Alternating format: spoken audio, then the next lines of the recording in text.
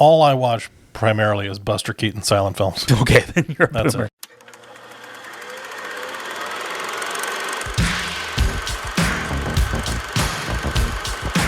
Inconceivable! In a world where laughter was king, on the edge of space, Ludicrous speed! Go! Get together, have a few laughs. Masters of the universe! Okay, boomer. I drink coffee that comes out of a can. Just Folgers, baby.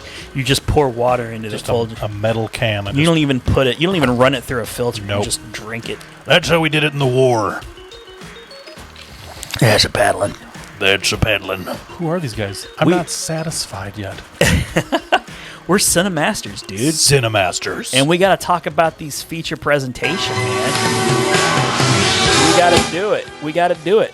All right, We're doing it. I got a slider here. It's very satisfying That's to go up and satisfying. down with that slider. That's so satisfying.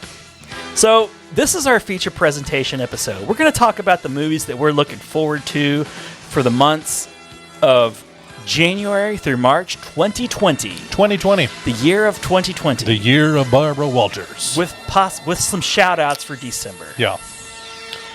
Because I'm going to go ahead and be a little bit honest on the upfront. There's not a lot coming out in January, February, and March. Not really. Not a lot. Not really. We may step on each other's toes. That well feels a little dry. I don't know if we're going to get to 10. Because unlike because this is a thing we do. You know, We do. every 3 months we'll put an episode out where we talk about movies we're looking forward to seeing. It's a service we offer to the people. For you guys, these we're letting you know We're in doing advance. this for These are the you. flicks that are worth your time. Yes. There's a lot of movies that get released these days. If you don't believe us, go like Google that stuff. I watch a lot of movies. Google that shit. Google it. Ask Jeeves it. Go hasta la vista that. Alta Vista? Alta vista. I'm Ron Amos. I'm one of your hosts. Drink things. I'm your other host. Hasta la Vista, the search engine. Go hasta la vista. I think that should be a Oh thing my now. God. Are you smart enough to make a search engine? Instead, no, I'm not. Damn it. I can draw a search engine on a piece of paper. That should have been a thing. Instead of saying Google it, we should be saying hasta la vista. Hasta la it. vista. Go hasta la vista. Listen to me. Hasta la Vista. Hasta la vista. This search could be. Hear me now and believe me later. That's right. We're going to pump you You up. up. I am Hans, I'm Franz. and we are here to pump you I up. wasn't quite there with We were close. the timing of it. It was pretty close. pretty close. High five. We were close on that. It was satisfying. It was satisfying. Oh, Jesus Christ. Yeah. So, if you're listening to this, you hopefully listened to our mini episode prior to this where we talked about, Rad Dads. Rad Dads. And We were rad. we did the Santa Claus, and then we did Ernest Saves Christmas. This is a Saves very Christmas. Christmassy themed Yes. December episode. In we're case in you didn't December. notice, look at your calendar. Yeah. Unless you're listening to this months from now, then it's not going to make sense. But if you're listening in a If you're in timely a way, coma right now and you're listening to this if you're a years real later, goddamn fan of the Cinemasters, Yeah. you were listening in December. You're we were here talking with us about Christmas movies. now. And even before that, we were talking about Thanksgiving movies. Yep. So, we're getting you one episode per month, approximately. But that's the point. We would typically We're get you giving a you what couple you need. episodes a month. We're going to try and split our lengthy episodes up into little bite-sized, delicious morsels of podcast. And you're still going to get a long episode. You're getting a lot out of us. Like that mini episode was Yeah. still actually, once I looked at it, it was more like 30 minutes. It's all right. That was like an hour, including screw ups. There were a lot of screw ups. Bloopers. You know what? Kids love bloopers. They do, but this is the meat. That's the reason why we call it the feature presentation. And as I said, these are the movies that we're looking forward to. We are. He has 5. I have 5. We hope, and together we're gonna make 10. And By our movies combined. it's January through March, people. It's not like the movie studios aren't putting out the piece de resistance. This is a lot of stuff that got pushed back. Yeah, that's what happened. A lot of stuff that they a lot made of things that in they're January like, is like could have been December movies. should we have made this movie? Ugh, we already made it. We paid for it. We might as well put this. Yikes. Let's abort this thing out on the screen. What did we do here? Oh no! I'm gonna get fired. Tiffany Haddish is in another movie? I was gonna say something about Adam Sandler, but Tiffany Haddish is becoming the Adam Sandler of 2020. And I still believe there's more to her. Nah. No, she's done. She's done. There's, now she's doing like the children say the darndest things on TV. She's done. Tiffany Haddish has nothing left. You know, to give. there's a long lineage there. I mean, you had Art Linkletter did it. Then another guy did it for a while. Bill Cosby did it for a while. Wasn't gonna say that. But damn it! Now YouTube's gonna block us for saying Bill Cosby. Damn it! God bless it. Cosby. It's not for kids. Not for kids. First we had Art Linkletter. Then we had Cliff Huxtable. Wasn't there like an Alan Thicke period in there somewhere? There had to If be, not, right? there should have been. Goddamn right. Yeah. No, Yeah. getting into that son of a bitch. Exactly. All right, so Let's get into the Alan Thicke of it. See what it did there? wow, I need a sound effect. That was a good one. Okay, so yeah, so this is technically episode 20 if you want to go 20. into the like our lineage of movies. We're no longer a teenager. No, we're not. No, we're not. We're 20. We're not quite old enough to drink, but Yep. but you know, we're not a teen. We're in a weird kind of age range. We're in the Die Another Day range. We're in the Britney Spears, I'm not a girl, not yet a woman. We're still smack dab in the Pierce Brosnan 007 era. Pierce I tell you Brosnan. that much. Gotta love that Pierce Brosnan. He's an Irish fellow. He was only good in one movie, though, really, if you think about it. So, I'm tell you what. Let's first give a couple shout-outs to December movies because December. we still got a little bit of time in December. Yeah, you know, it's just the beginning. We can't not talk about December. There's some big flicks coming out in December, Yep. and I couldn't. Let's do a couple shout-outs apiece. And I'm gonna go first. Do it. Because I gotta get Star Wars: That's The Rise of Skywalker out That's there. fine. I know the last movie, the Return of it was The Last Jedi. Last Jedi. Left a bad taste in a lot of people's mouth. I have gone on record many times to say that I thought Rian Johnson's Star Wars movie was pretty damn good. I enjoyed it. It had its problems. It could have been better. But what worked really well. Yeah. So, you know, if you just want to choose to forget a couple scenes here and there, enjoy what you had. So I liked it. And I'm really hoping that with that JJ sandwich, or is it a Rian Johnson sandwich? Because Rian Johnson's the meat in the middle, right? He's the cream filling.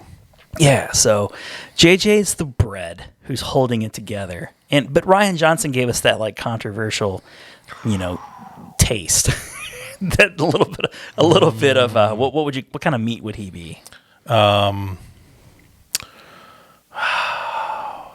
What kind of meat would Jerry say Rian I was going to Johnson say, is? we're talking sandwiches here. Boom, pow, sandwiches. Sandwiches. If you're talking sandwiches, I know sandwiches. Is he a pastrami? I feel like he's a very nice capicola. Oh.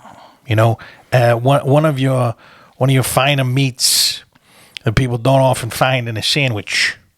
You know, your typical sandwich. You get an Italian sandwich in the right place, you might get a little capicola in there. I miss Jerry Testaverde. Jerry Testaverde. We still don't know a lot about Jerry. We don't know much about him. We don't know about his. What was the website that he was looking on? Delicatessen Owners Only. It's an online dating community for people who own delicatessens. It's a very niche like crowd of people. It's like Farmers Only, but it's for It's delicatessen like owners. Farmers Only, but it's just for people who own delicatessens. And I got to tell you, there's not a lot of ladies that own delicatessens. No, not at all. Mostly men. You know, you go searching 250 miles from your particular zip code, and you might find two. It's not. You don't have to frequent the website.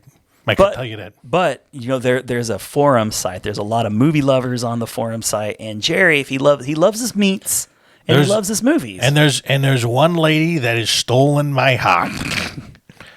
Sandra Bullock.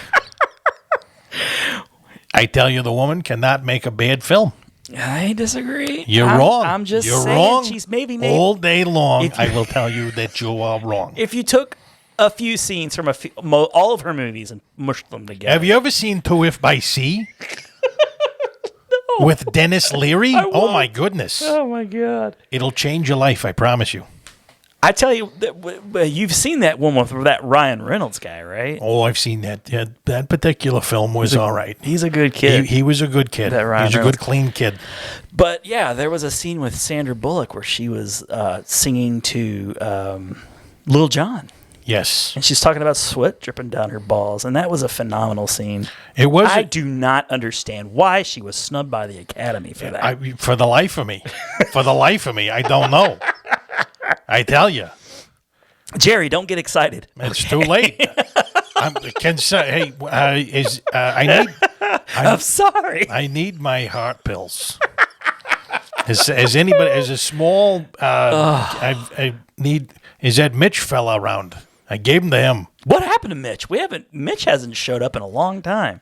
He's still passed out. I think Mitch took all of Jerry's heart medicine. This could be a. We're still trying to get the urine smell out of the carpet. Yeah, that's It ain't going anywhere. not going anywhere. That sticks. Not with anything conventional. Some illegal liquid. Yeah.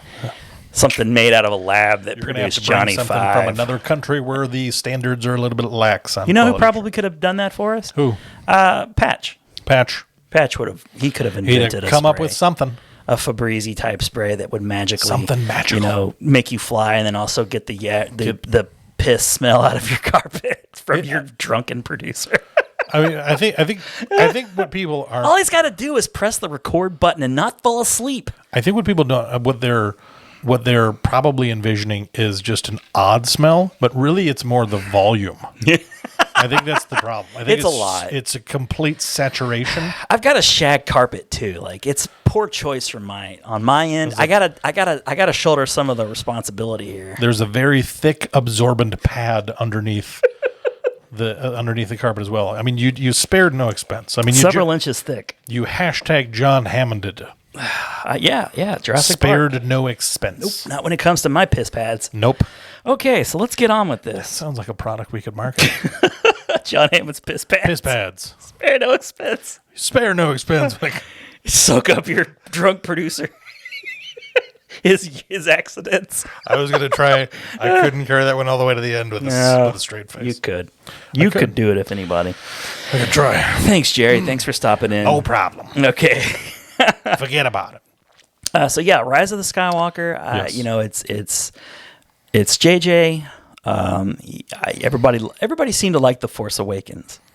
So I think that this is going to be a satisfactory movie. The trailers. Satisfying. Oh my God! I did it. Satisfying. I did it. So satisfying. I just It was want in to your touch brain. it. You were ready. Slicing that sand. The trailer's phenomenal. It's so good. Yeah. The trailer looks so good. Everything that they've. I mean, like, and I like that it doesn't feel like any of the trailers have just been like they're recycling all the same footage. Like, it doesn't feel like gratuitous. The first teaser kind of did.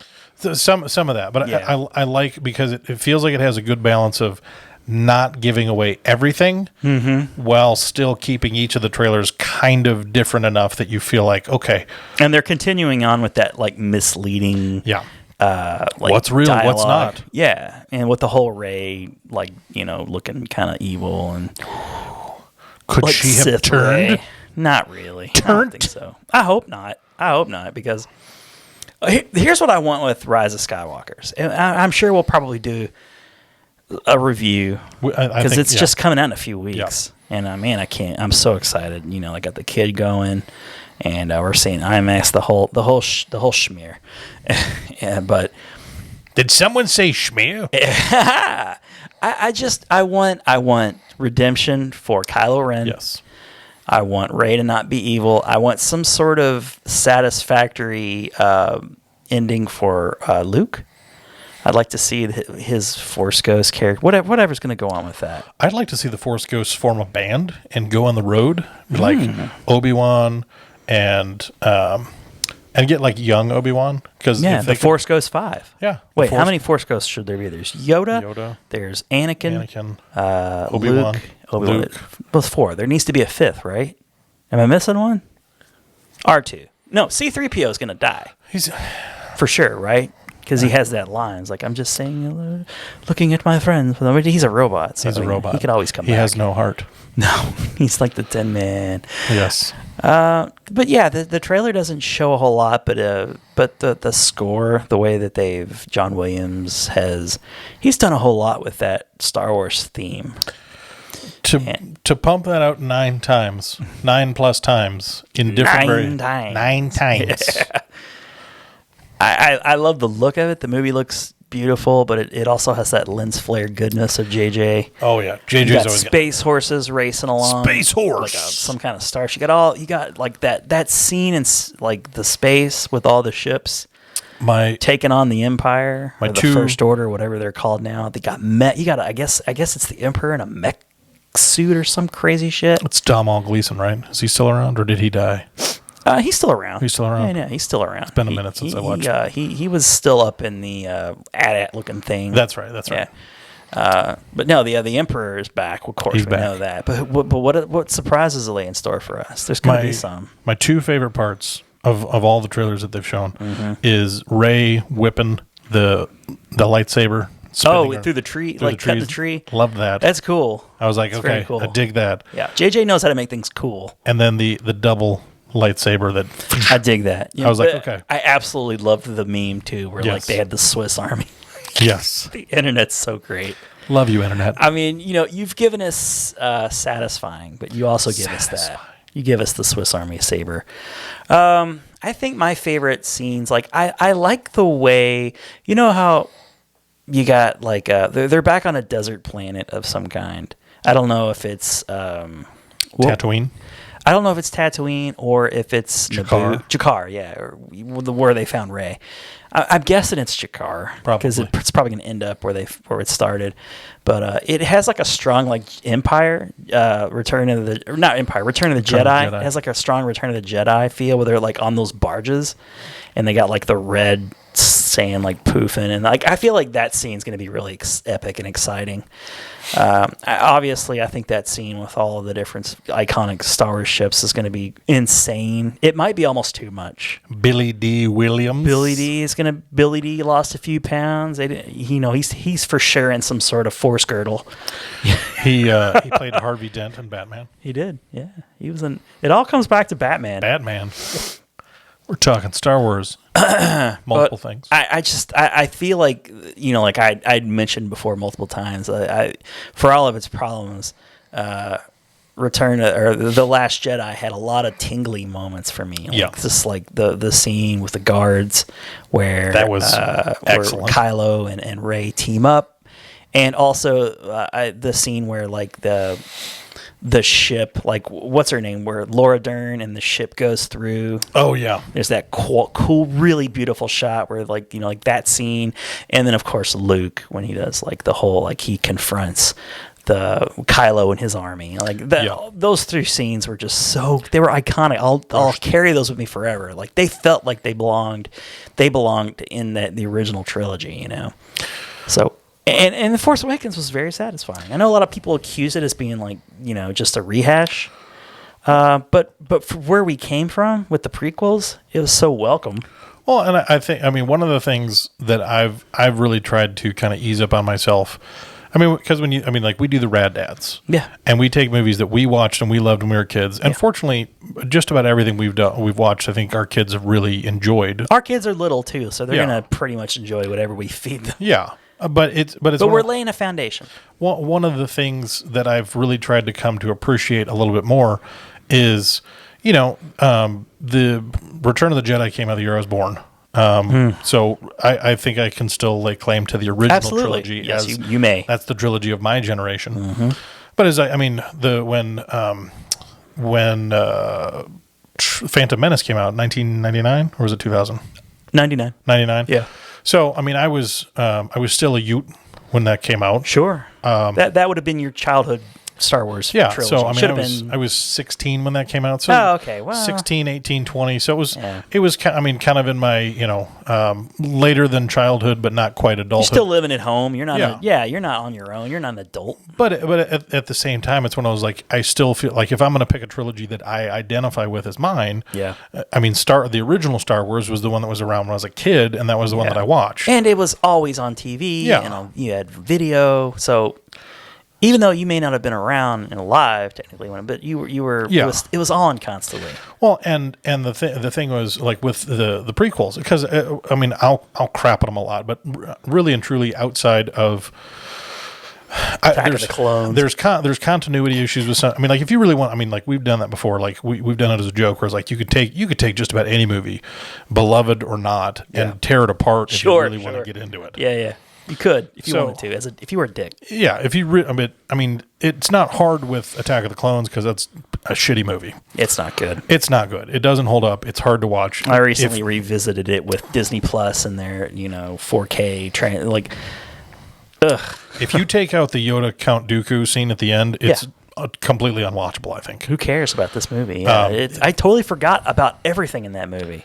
There's so much about it that the acting on the part of Hayden Christensen is just. I mean, I think it's as bad as you remember. It really is.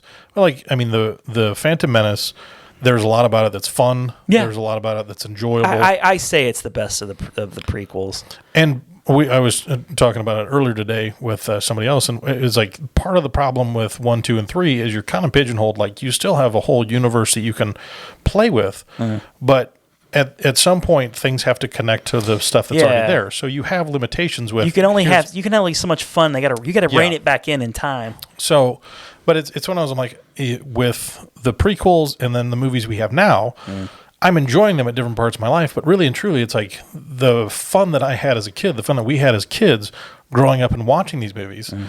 That's what everybody gets. That's what our kids can get out of the Abrams, Ryan, Johnson, Abrams trilogy. Right. That's their trilogy. I'm really stoked that like my son Logan, who was, he'll be 9 when he sees the new one. So he saw him at 5, 7, and 9. Yeah. It's like, man.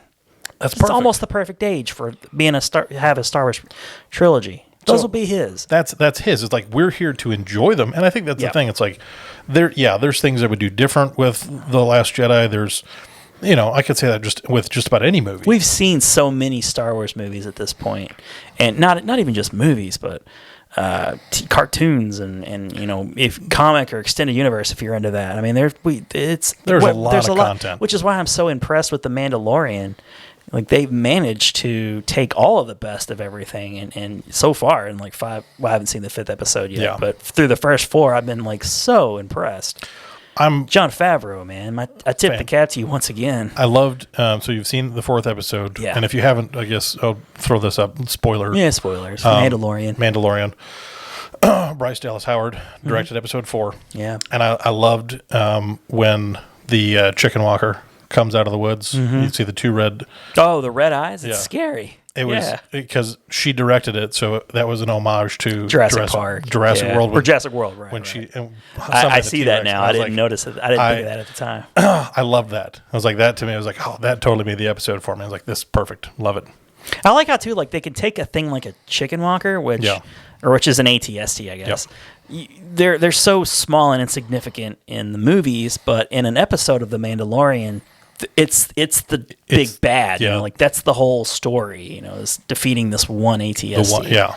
But I like how they can take a small thing like that and stretch it out and make it feel important. Like an ATST is cool. ATST had its moment in like Return of the Jedi with like the whole assault on the Endor, the moon of Endor. Yep. They played an important role, but then like after that they weren't important anymore. No. So here we go again. It's important. And then the Sandcrawler in the 2nd episode. Yep. Or no, that was the 1st episode actually. The Sandcrawler with the Jawas. I love how epic they made the Sandcrawler. Like they really. I mean, those episodes are expensive. They're like feature length budget. Anyway. You can still make a cool Star Wars thing, and there's some good stuff coming out now. I'm hoping, because I know that they've talked about another trilogy that they're wanting to start up. I think in 2022. Yeah, I don't know. Is it still a Ryan Johnson thing though? I don't know. Because it was going to be the Game of Thrones guys. Yeah, But and that's they canceled. They now. exited. Yeah, they exited the project. Right. What I'm hope if any part of that's still on the table, what I'm hoping that they do is that they just pick a whole new aspect of. I mean, like you can bring familiar things to tie it into the Star Wars universe, but I would. Well, they've also talked about Kevin Feige and all this stuff. Yeah. Like how he could, because they're all under the Disney umbrella, he could come in and produce. And if he got he's involved, stretched pretty thin nowadays. if he got involved, I think that would make a lot of people really happy seeing what he's done. There's no question. Seeing what he's done with Take that Marvel magic Marvel? and incorporate it into Star Wars. even though Marvel movies aren't cinema. Whatever. Suck a dick, Scorsese. Don't watch No, wait, the- was it Scorsese Yeah. or something? Yeah, okay. Don't watch The Irishman on your phone. Who's going to watch a 3.5-hour movie on their phone? I did. I watched it on my phone. Well, Ron is. I should have asked that And I question. loved every second. I should have asked that question before I asked that question. We should have maybe rehearsed that a little bit. I should have planned We that should have out. had a meeting. Who does this thing that I'm outraged by? No. Well, it's long. I watched some of it on my phone. I watched some of it like on my browser. I watched it on my all in one computer. sitting on TV. I watched most of it in like 2 settings. I think it was. So, but it was great. I felt a little bit the 3.5 hours, but I got to say, I really didn't. Yeah. I enjoyed it. I know there's a lot of people that are kind of crapping on it, but I thought it was great. I don't know. enjoyed We're soon going to have our best of 2019 list. We're going to have to find some time to talk about that movie because I don't know if it's going to be on your list. I'm not sure if yet it's going to be on my list. I don't think it's on mine. Yeah, I've just about got my list I'll have to put give it together. some thought. I might need to watch it again, but I really enjoyed it. It was great. I thought it Good was stuff. And I was Netflix good. has got some good stuff out there. Okay. Netflix. Yeah. If you haven't heard of it, Netflix. Yeah, check it out. That spiraled way out of control. But yeah, Star Wars all right. Rise of Skywalker. I mean, I'm so pumped. I mean, Yeah. it's the movie I'm most excited about this year. You know, no, all due respect to Endgame, which feels like forever ago now. But it really does. yeah, Rise of Skywalker is going to be the end all be all for me. 2019. I mean, when I'm looking back on 2019, I feel like 2019 was a pretty great year for movies. I think so. Yeah. I mean, a lot of people look at 1999 as one of the greatest years in movies. 30 years later, no, 20 years. 20 years later, and another we're- great year. That's a yeah. A lot of 2020 Disney I don't stuff, know. but not all of it. I mean, you had like the Joker and Yeah. things like that. So We had some great stuff come out. yeah, and Netflix had some solid movies on that. Yeah. I think I do think there might be a Netflix movie in my list. Not sure yet, but maybe. Maybe. Okay, what's a shout out for you, sir? Shout out. I'm gonna. I hope it's my other shout out, so we can move on. My shout out. I'm just gonna throw it out to Uncut Gems. I don't know if that's your other one or not. It's not, but it's the third. I wrote 3 down. That was my third. I want to know what your other one was now. 1917. People are talking about it. It's really good. I'm gonna have to see that one. I wasn't. At first, it was like, okay, war movie, cool. Yeah, I'll I see it didn't know. at some point. I love Sam Mendes, Yeah. but I wasn't sure about the story, and I'm like, do we need another war movie? Do we have enough room? And it turns out we do. It turns out, yeah, we do. probably There's do. a lot more room. Well, the thing about World War One, there aren't a lot of No, World there's War not. One movies. It's all World War Two. So And I feel like I mean, other than Wonder Woman, right? I mean, it's not and it's not in. I mean, like I know that it's not 100% true, but to me it kind of feels like. I know there are war movies that have come out in my lifetime that are, like Saving Private Ryan. I think is probably one of the most contemporary classic war movies. phenomenal. If you want to, but it feels like war movies were like the late 50s and like they made war movies. Tora.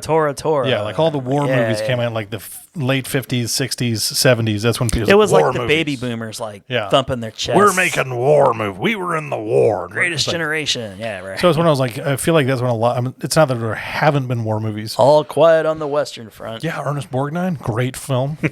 Ernest. I mean, come on. Yeah, It's another great Ernest. but yeah, I feel like one of the things I've noticed is I feel like as we because one of the things that I had to realize is we're coming to the end of a decade as well. Yeah, It was like 2019. We're It's the final year. Yeah. Oh, we got a month left in the year. It's like we got a month left in the decade too. It's like whoa, Good point. Oh shit, man, we got to do the best of the decade episode. best of the decade. Woo!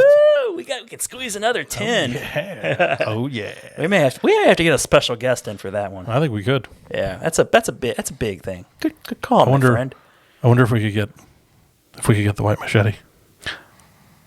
I love what you're going. I love what you're thinking. I'm thinking, I love what you're thinking. if we can do it, I think that's a perfect opportunity for the white machete to The white machete may return for the best of the best of the decade. 2010s.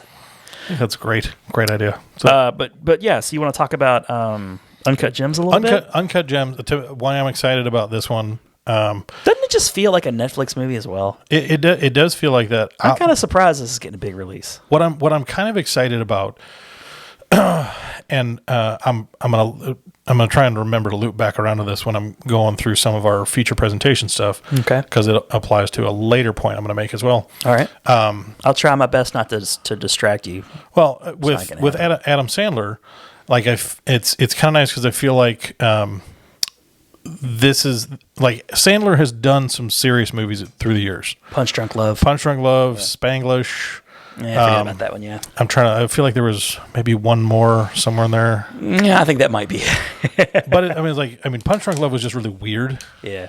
I want to say that was that a Paul W.S. Anderson? It was. Yeah. And it was like I watched it a few times. It was just like I want to like this, but I just feel got like Philip Seymour Hoffman in it. I was like, gotta love that. I'm like, there were a number of names in it. I was just like, yeah, I don't like this, and I feel like I should. Yeah. But I was just like, it felt a little too Anderson-y, I guess. Sometimes some of those movies that feel like they're just trying to because he like, did Donnie Darko right. I'm trying to get my directors in line here. Donnie Darko was Richard. Oh, I can't think of his last name. Johnson. Richard Johnson. Good old Ricky J. Ricky J. Well, but so what? Boogie Nights. Boogie Nights. He did Boogie Nights. He did Magnolia as yeah, well. Okay. So we're on the same page. He does a lot of those. Not necessarily weird for the sake of weird, but almost kind of. Well, Oscar Beatty type stuff. Yeah. Like, weird. Yeah, it's like off the beaten path, kind of like left of center type stuff. Yeah, quirky. Let's make he does quirky, weird movie. I like quirky. Sure. There's a lot of times where I dig quirky. I love some off the beaten path kind of stuff. I mean, I think one of the things I like that we capture is I feel like because we stay pretty in tune with a lot of film news, and I feel like I don't keep up with music anymore, but I still stick with movies. I think one of the things that I feel like a lot of critics really lack, and we're not professionally trained by any means. We just watch a lot of movies. I feel like the disconnect between a lot of your critics in a lot of professional capacities and your average moviegoer is kind of like a heart kind of quality, like the Ring from the Planeteers. There's just like a. I'm more of a wind guy. There's a part of it where it's like your average moviegoer that goes like, this movie made me feel good, or this movie made me excited, or this movie made me scared. Like it's just kind of that quality of like. Yeah, when I saw Green Book, I wasn't immediately outraged. Yeah, it was like it's one of those like I don't have to. What? Cool Whip. A white man and a black man can't be friends. This is ridiculous. This is gall darn ridiculous. I was surprised by the blowback of that. But I feel like that's one of I feel like we're kind of an everyman kind of critic. For sure. Where it's like, we don't just like to dump on a lot of stuff. We're like the IMDb score guys. Yeah. We're like, what? Unless something's just really audience crap. Score. We're pretty up on a lot of stuff. It's why I like a Kevin Smith review. You know, like he tries to find the positive in almost everything. Like he just doesn't find value in pointing out the misgivings of things, And sometimes it can be fun to make lists of movies that were disappointing or maybe even bad, but not to make you feel better. I'm an accomplished critic. Now I'm gonna rip this movie to shreds. There's nothing redeemable about this movie whatsoever. On one hand, I can think of movies that I just feel like I find like no redeeming qualities whatsoever. The Beach Bum. No redeeming qualities. One of yours. Yeah. Matthew McConaughey, Beach Bum. Don't watch it. That's disappointing because usually he's entertaining at the very least. I watched him in Serenity too, which is more watchable, but still not. I plan to watch that actually. It's different. It was a How Did This Get Made movie, and those guys are usually pretty funny. When they've picked their flicks. Yeah. But yeah, I know what you mean. We're more like an everyman. Yeah. We can find value in movies that are not for critics. Yeah. And Uncut Gems to me feels like one of those movies that critics I think are going to be polarized. Some of them are going to say, this is great, Adam Sandler, like we've never seen him. And some are going to like, this is a steaming pile of crap. Sandler should just make Grown Ups 3. Those are the kinds of things I feel like it's just going to be. I like the idea of, because it feels like to me an Adam Sandler that's kind of grown up and it feels like when he did Punch Drunk Love and when he did Spanglish. Oh, well, there was the Netflix movie he did, right? Oh, yeah. Yeah, that might have been the other movie you were thinking about with Ben Stiller. So that movie, that was the Meyerowitz something or other. Meyerowitz something or other. Yeah. And I liked that. And then there was the other one he did with Chris Rock, The Week Of, where their kids were getting married. I haven't seen that one. I feel like there's a grown-up quality to Adam Sandler that I really enjoy now. Yeah. And so I have high hope. I mean, I know he was joking when he was saying, it's like, if I don't get an Oscar nomination for this, or if I don't, I'm going to make like a really horrible the worst movie you can ever see. Bring it on, Adam. Bring it on. It's like, wasn't that Going Overboard? Ooh. He wasn't really in it all that much. Not really, but that might have been Jack and Jill. Not so swing and a miss. Dunkachino. Well, I mean, I remember a few years ago when Sony... Say hello to my chocolate blend. When Sony got hacked and executive emails were coming out and they're like, do we here at Sony just make crappy Adam Sandler movies now? And I thought it was really funny because like they kind of do. Yeah, they kind of do.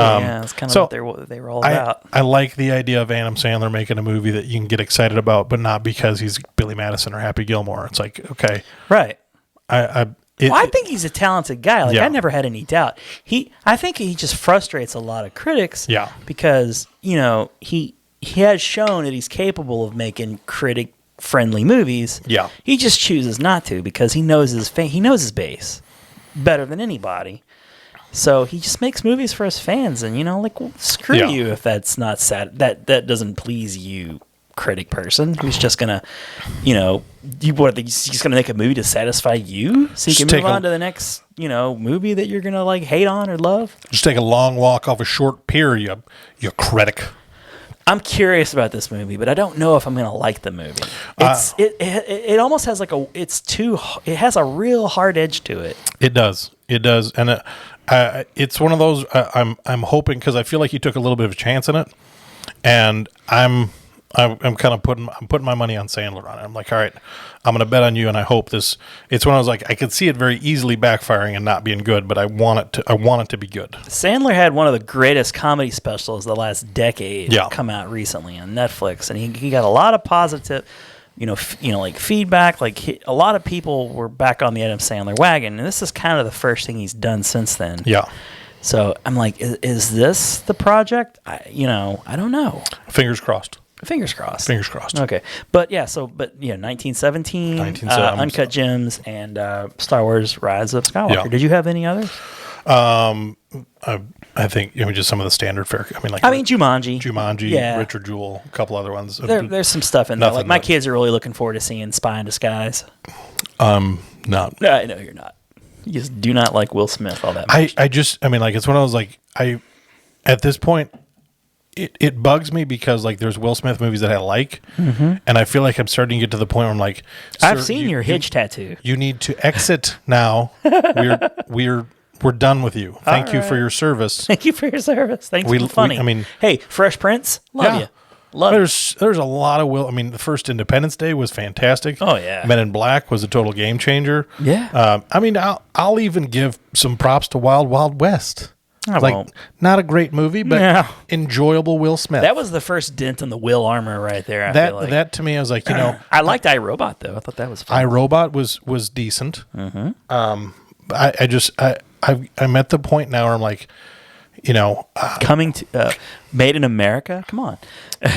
I'm just Ted Danson in it, dude. Did it end Whoopi Goldberg? Yeah. 6 Degrees of Separation.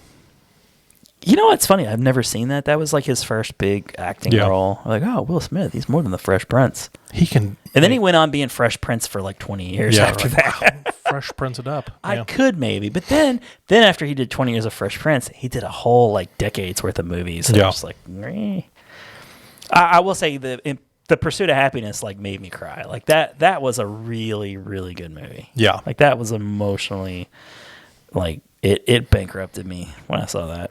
Okay. All right. So we're going to move on into January. We're jumping into January. So why don't you give me your first? right. Now that I'm looking at that, I don't think we're going to do a lot of overlap here. Yeah, I'm gonna. I think there's one, maybe two that we could overlap on. Okay. On my list. Fair enough. Maybe three. I don't That's know. possible. Maybe 4 or 5. I don't know. One for sure. I think we'll overlap on one, maybe two. That's my prediction. Oh, you know what? So here's a fun little twist on our segment that we have. What I'd like to do is when you call out a movie, we'll talk about it, but then let's try to predict its box office. Ooh, I like that. And then we'll come back and we'll see who came the closest. I like that. All right. That is a fun little twist. Yeah, twisty. Okay. All right. I have, oddly enough, because I adopted it from a buddy of mine who's also a movie guy. He called it Dumpuary because it was where I like that. Where studios, but not anymore. Studios would dump their movies, and there's a number. I had The Informer on my list, but I've talked that up. How many times have you pushed that back? I was like, it's finally coming out in January. And Maybe. Maybe. I was like, we're going to push it back to 2021. Okay. I thought for sure you were going to have that on your list. I was like, all right, I can't do. I'm still excited to see it, but I can't put it on my list. Okay. Just because. Okay. I was like, this just is a little redundant. The point is here to. But I got to highlight waste new yet movies. another Yes. slot on this. I was like, because I don't know if it's going to come out. But it's got your dude in it. You got to see it. I was like, I don't know when it's coming out, but when it does, go see it. Please. At least a year it's been pushed. Yes. Which is never a good thing. No, it doesn't usually bode well. But I do love Joel Kinnaman. I know you do. Shout out to Joel Kinnaman. You're hot for Joel Kinnaman. Yes. Not in a sexual way. No. Just not like hot for teacher. Just you hot, got it bad. Got it bad. in a platonic. You're an way. enthusiastic for yes, his movies. I am. Except for Suicide Squad, but that's different. I was about to say that. But I beat you to it. You did. Do you want me to go by date? No, I didn't rank. I didn't rank these. I did not. I stayed away from ranking. Yeah, let's go by date. Let's All do right. that if we can. Okay, so I have two. I'm gonna pick this one. Let's hit these up chronologically. Yeah. This one comes out on January 17th. Okay. My first two come out on January 17th. Oh, okay. But this one is, I think, a little bit lesser known. It's called The Last Full Measure. It's a war movie. Okay. And I have that on the 24th. I have it the 17th. I don't know. Maybe one of those two dates. Now I need to check because I may look like a fool. I may look foolish here. It doesn't matter. It matters to me. Within that 2-week period, it's coming out. Somewhere in January, this movie. I keep telling people movies are going to come out and they never come out. They're so coming. Who knows? They're coming. But this one to me, like, because it's coming out in January, and I mean, you're talking like, a little over a month from now, this movie's coming out. It's another war movie. And I think part of the thing about January movies is I feel like they're never really pushed all that much. I think that's the thing is like movies that come out in January, like here it is. It's just we got like movies. your friend said, Dumpuary. Yeah, I was like, here's movies. You want to see them? Mm-hmm. They didn't have faith to put it in December or the summer. Like the two sweet spots for the film industry is summer and Christmas time, or November or whatever. Like that month. In compiling this list, I got to say one of the things that I was kind of surprised about because I feel like ever since Black Panther came out a couple years ago, I feel like that's given a lot more credence to February. As an opening month. It's like the start of the summer season. Almost. I feel like February has kind of morphed into this. If you have something decent that comes out in February, you can really capitalize. It's far enough past the holiday season where people will, like it's winter. We don't have a lot it's like to do. the new May, which was June. Now it's just gets keep pushed. But it's smart. Yeah. If you have something you have a lot of faith in, and people are going to see it, spread it out, man. Don't do what Star Wars did and put the Han Solo movie like a couple months after. No. The friggin' Last Jedi, which so many people were like. It was poor timing. Yeah, it was. But yeah, talk about this movie. It's got Christopher Plummer in it, Samuel L. Jackson, Sebastian Stan. It's got a lot of big names. It really does. And so William Hurt, Ed Harris. Look, the list goes on and on and on. Bradley Whitford. So this is this one of those true story movies? Yeah, it's there's and I forget William H. Pitzenbarger Jr. He's awarded the Medal of Honor for his service and actions on the battlefield, but there's some kind of discrepancy.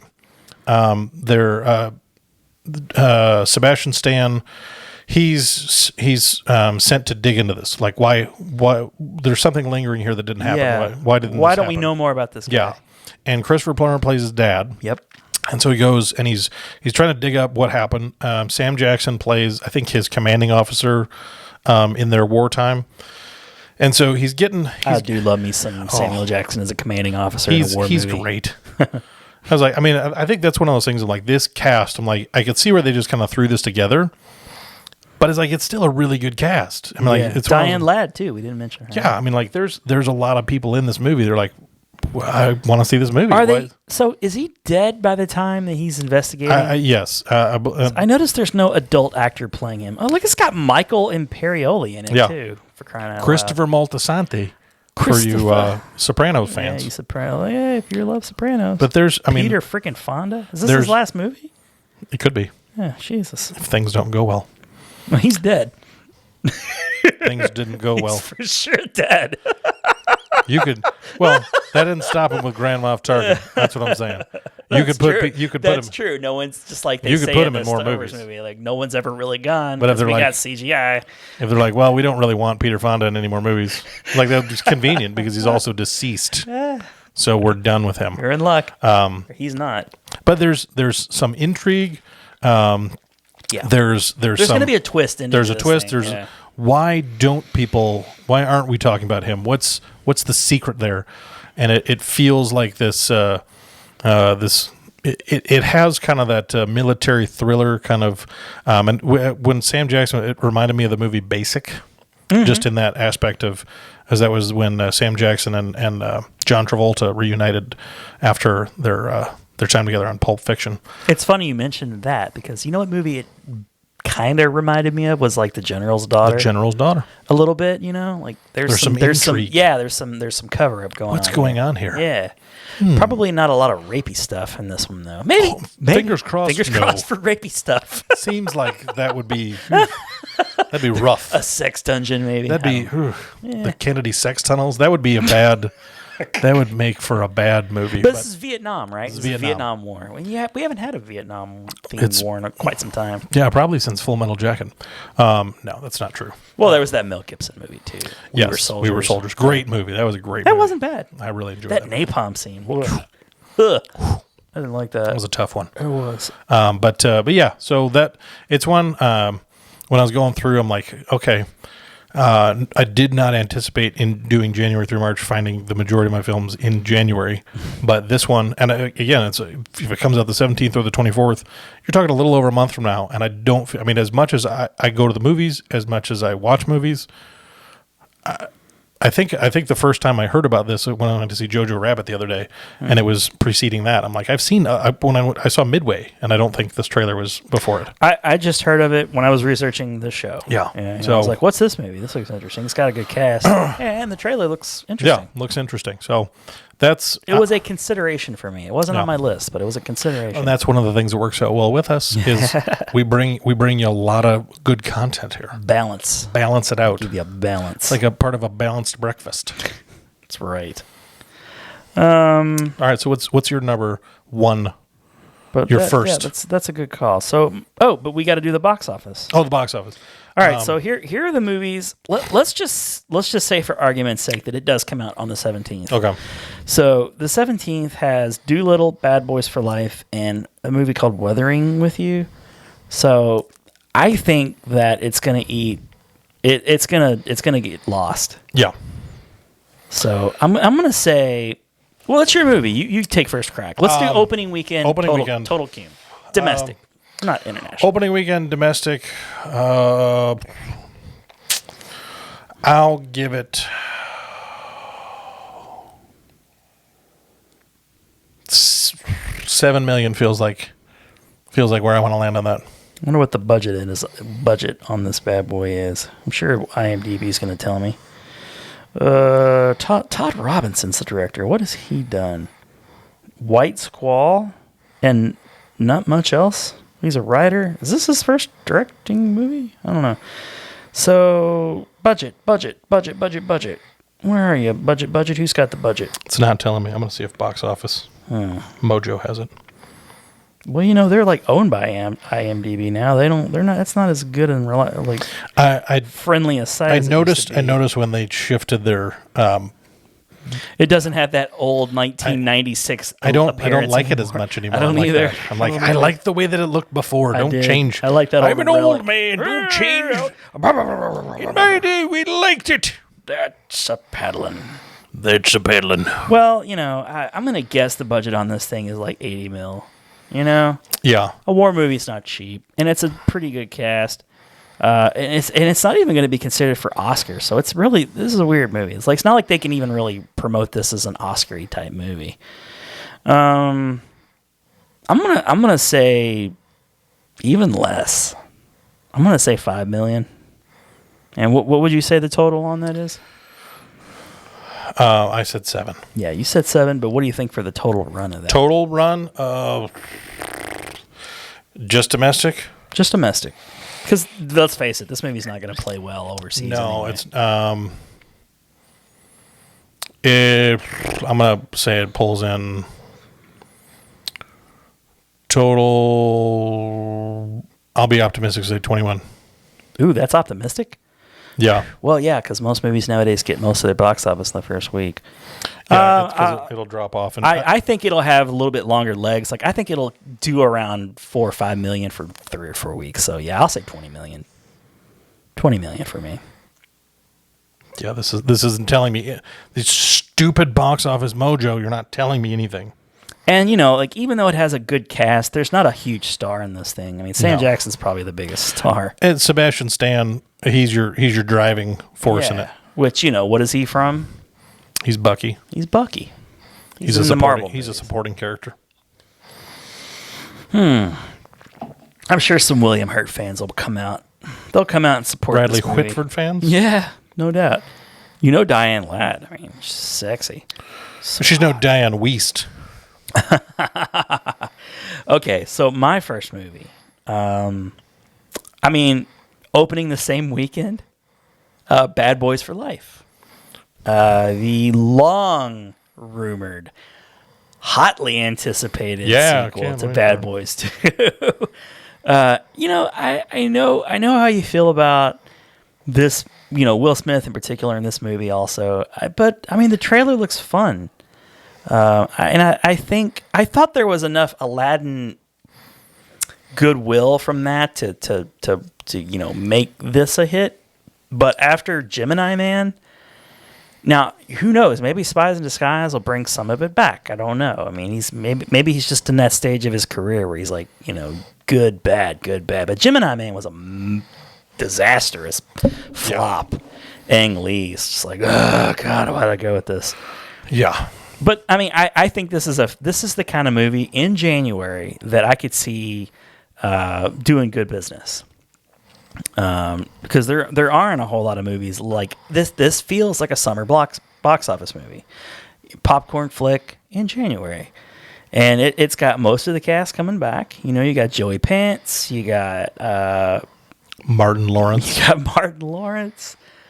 And it doesn't look cheap. That's the thing. Like, I don't think it looks cheap. I think the stunts look pretty good. It feels on par. And I'm assuming Michael Bay is part of this thing. The directors are who is this? Adil El Arbi? I don't know. At least it's not you Bowl. I don't even know who this guy is. So the director I've never even heard of before. That's no good. But it at least Michael Bay's got to be somewhat attached to this thing. Yeah, I don't know any of these other people. So they got 3. They got 3 of the big actors. I was looking at, because what this reminds me of a lot. Jerry Bruckheimer is a producer. Will Smith actually got producing credit on this. This one reminds me a lot of Michael Bay.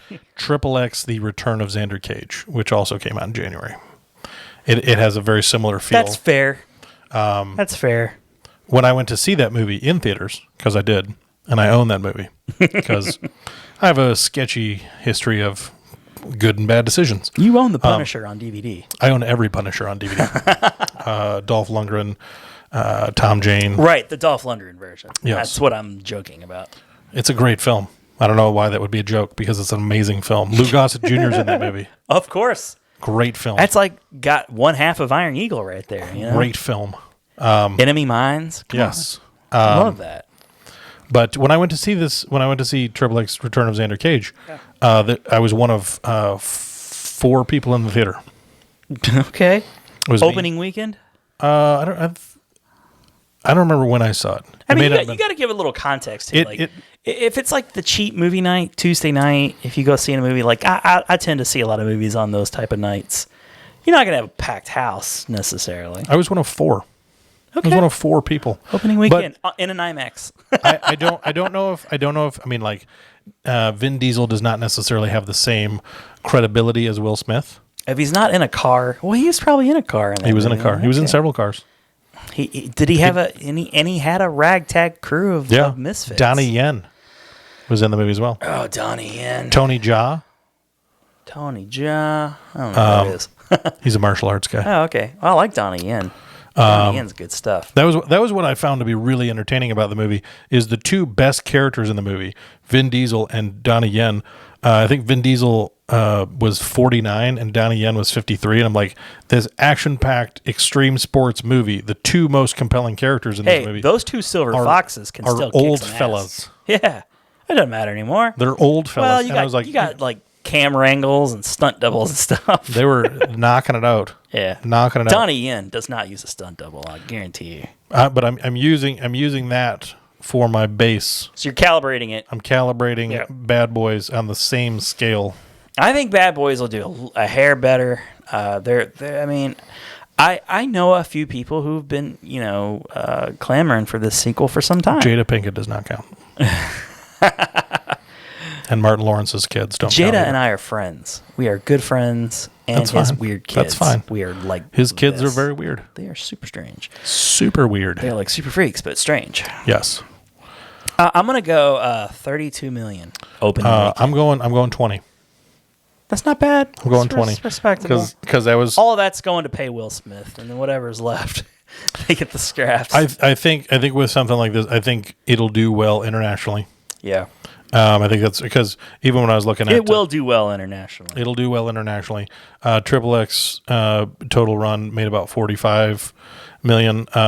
I think there's enough other things competing against this in January that I feel like an overall domestic box office, I feel like it taps out at 40, but that's I'm trying to be objective. There's one other large release, which I'm guessing is your other movie that you're. You are correct. It's going to be competing with that, but I'm looking at the next 2 weeks, and there's jack and shit playing for the next couple of weeks. There's not a lot. I mean, So whichever of the movies wins is going to have a healthy run for a couple weeks. I think it's going to be Bad Boys. I really do. So I'm going to go 75 million on a low end with a high of 82. I like it. I don't think it's going to quite crack 100, but I think it's going to do very respectably for a January movie. Yep. And in the Bad Boys trilogy, it's going to be a disappointment because those other 2 movies made a lot of money, but they are also released at the height of those actors' popularity, and they were summer movies, and they have Michael Bay. So Michael Bay, love him or hate him, he's going to bring it. That's one of the things that I'm curious about this because I think it'll be very telling is how much of the Bad Boys fandom exists in this kind of perpetuity that they will say, all right, I'm excited because this feels like one of those movies that if the movie itself is not strong after the opening weekend buzz, if people are like, it's no Bad Boys or Bad Boys 2. If that if that's the tone of it, and people are like, if that gets out, I think the tone they're going for in the trailer at least is right on point too, because they're not taking it too seriously. They're really playing up the age of the characters, and like Martin Lawrence. I think all of the tone is just right. So if the movie is just decent, I think it'll satisfy its fans, and there's just enough new fans like Will Smith. People still know who he is. Yeah. He's all over Facebook. He's got his show on Facebook. He's got a presence, right? So he can still bring an audience in. So There's going to be a little bit left. I think Spies in Disguise will be a moderate success. I think because to me it's when I was like looking at it and not necessarily just I don't hate the guy. I don't hate his body of work. It's one of there's a part of it to me where one of the You're things, just like enough is enough, right? one of the things I think that's the thing is like one of the things that does bug me is like, okay, I mean like with Robert Downey Jr. Robert Downey Jr. made some great films when he was younger. Got into some trouble, kind of faded away from existence, and he was able to make this reemergence. We've seen this from a couple. I mean, I think Woody Harrelson's another kind of he's one that's felt like he's kind of come around again. And for Will Smith, to me, I don't feel like he was ever gone. I think Sam Jackson's another good example of this too. Like, dude's been around.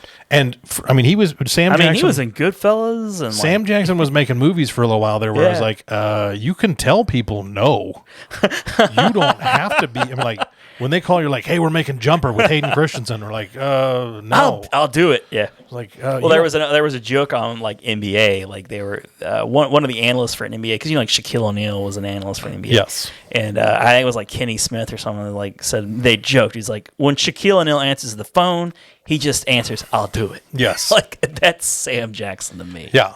And I'll do it. I'm there. And for a while there was like, it seemed like if he kept doing that, it was like, we're going to be done with Sam Jackson. And the thing about Sam Jackson is like he's too damn appealing. What, 70? He's in his 70s now, isn't he? He's up I was there. like, I mean, because I watched Shaft a couple weeks ago, and I was like, this is fun. Yeah. It's not great, but it was fun. I like Sam Jackson. The dude's one of my favorite movies from the 90s, Long Kiss Goodnight. I mean, he's so damn good in that.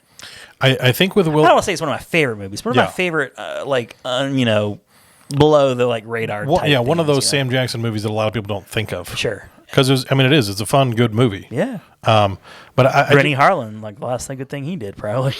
I feel like with Will Smith, I'm just like, I feel like he made enough crappy movies that we just say, okay, thank you. We will remember. I like how you put that. Thank you for your service. You made a number of movies. You had an amazing run in the 90s. We will revere your contributions for years to come. Yeah. But it's like, I mean, stop. This is enough. We're good. I think he's going to keep going. He looks. It's like Eddie Murphy's another one of those actors that just keeps coming back. Like can't you just keep making good stuff? We know you can make good stuff. Which they've already teased, and I think it's a real thing that they're going to make another Beverly Hills Cop movie, which makes me happy. Oh, I hope so. I'm looking forward to that. They need to atone for 3. Yeah, that sucked. Okay, well, all right. What's your next flick? All right. So you said topping out around 40 million. Yeah, with 20 million. Okay. Yeah, 20 million opening weekend. Right. I think 40. So that would be a disappointment, but I'm going to bank on the fact that I think you think your next movie is going to do better. I think Doolittle, which is my other one coming out on the 17th. Yep. I think Doolittle, 'cause they're very different audiences, and I think one of the things Doolittle will pull in, and I'm hoping everybody still loves Robert Downey Jr. It's when I was like, because he hasn't had that streak where it's like people are like, yeah. Robert Downey Jr.'s made some movies. I think it's not like everything he does turns to gold, but I kind of feel like, this is one of those movies. Like I feel like there's a lot of actors that they'll do big studio movies and then to feel we're waiting to see what he's doing after Iron Man. This is his post Marvel career, and and I think it's a weird choice. It's different. It reminds me. It feels similar to like his Sherlock movies. I feel like this is kind of the genre that he goes to, like when a lot of other actors will do theater, like they'll go and like, I'm going to go do something on Broadway for a year or two, or I want to do something that brings me back. Is this a Disney movie by any chance? I don't know. It has the feeling of it, but at the same time, I don't feel like it's here's advertised. The cast. The cast is great. It's got Tom Holland, Rami Malek, fresh off an Oscar win. Yeah. Emma Thompson, Ray Fiennes, Marion Cotillard, whatever, the French chick that, like Selena Gomez. I mean, Antonio Banderas, Octavia Spencer, John Cena. These are all going to be like animal voices. Their voices, yeah. Yeah, I mean, it's one of those things. You're probably not going to see many of these other actors other than, even Tom Holland's going to be an animal, I bet. I think whatever box office that the Bad Boys is going to pick up, that's going to pick up there's very different demographics. It's not, I don't think that they're Bad necessarily. Boys is going to get teens Yeah. and fans of the original series. I just don't know who this is for because it's a January movie. Why didn't this come out during Christmas time? It feels like a Christmas time It feels movie. like it should be a family movie that comes out at Christmas time.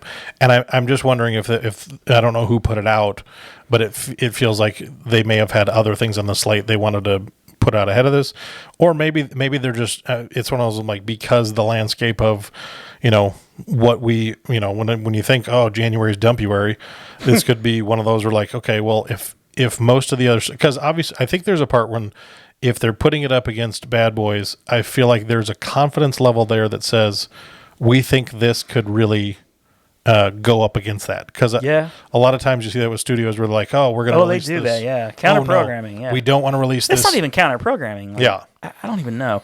I respect you, and like I know like you have a really good feeling for a lot of things, but like I gotta call it's it a my gamble. You got It's a Tom gamble. Holland, call it my spider senses. I got a bad feeling about this. It's a gamble. I saw the first trailer and I did not feel compelled to see it after the first trailer, at least. Yeah. And I love Robert Downey Jr. I enjoyed all the quirky shit that he used to do. I think that because one of the things I wish they would have done in marketing this, because they haven't really marketed it very well. Not really. There's Because really, where do you put it? I don't think it's Disney. Like there's not a lot of saturation on any kind of marketing on it, which that's it's directed by Stephen Goggin, who did. He did a movie called Gold, which I think is Matthew McConaughey. And he's got some writing credits. He was a writer on Traffic. Okay. And Syriana. This is weird. This is a little bit of a departure from that. Strange, yeah. I liked Syriana. I'll say no, they were good movies. I didn't care so much for Traffic. Yeah. It was, He was a partial writer on The Alamo. I'm putting my money on this gamble, because I will openly admit it is a gamble. Yeah. I don't think this is a surefire thing. Yeah. I'm gambling on the fact that in late January, in the time before one of my other films that comes out, that they're going to try and capitalize on whatever family money they can. This is only his second directing credit. I think, and I'm going to be. But that doesn't mean shit. I mean, that Yeah. It's always nice when you got somebody that's helmed a couple of other things. Right. Doesn't mean somebody. Oh, hey, you know what? The director was born in Louisville, Kentucky. So hey, well, there you go. Good luck. Yeah, homeboy. I'm gonna try and be. I'm optimistic. Okay. And not necessarily just in direct response out of pure negativity towards Bad Boys. I'm gonna say I'm hoping. My hope is that this takes number one. I don't of that weekend. So because I estimated Bad Boys would get 20, I'm going to go 25 on. I don't think it edges it out by a lot, but I think they take the. I feel like late January, you're still far enough away from Christmas that people are like, it's cold out, it's winter. What do we do? Let's go see a movie, and families see Doolittle. Okay, that's and I would say. Full run, because this one's going to bump up against stuff that's coming out in February, so I don't think it's going to have a long.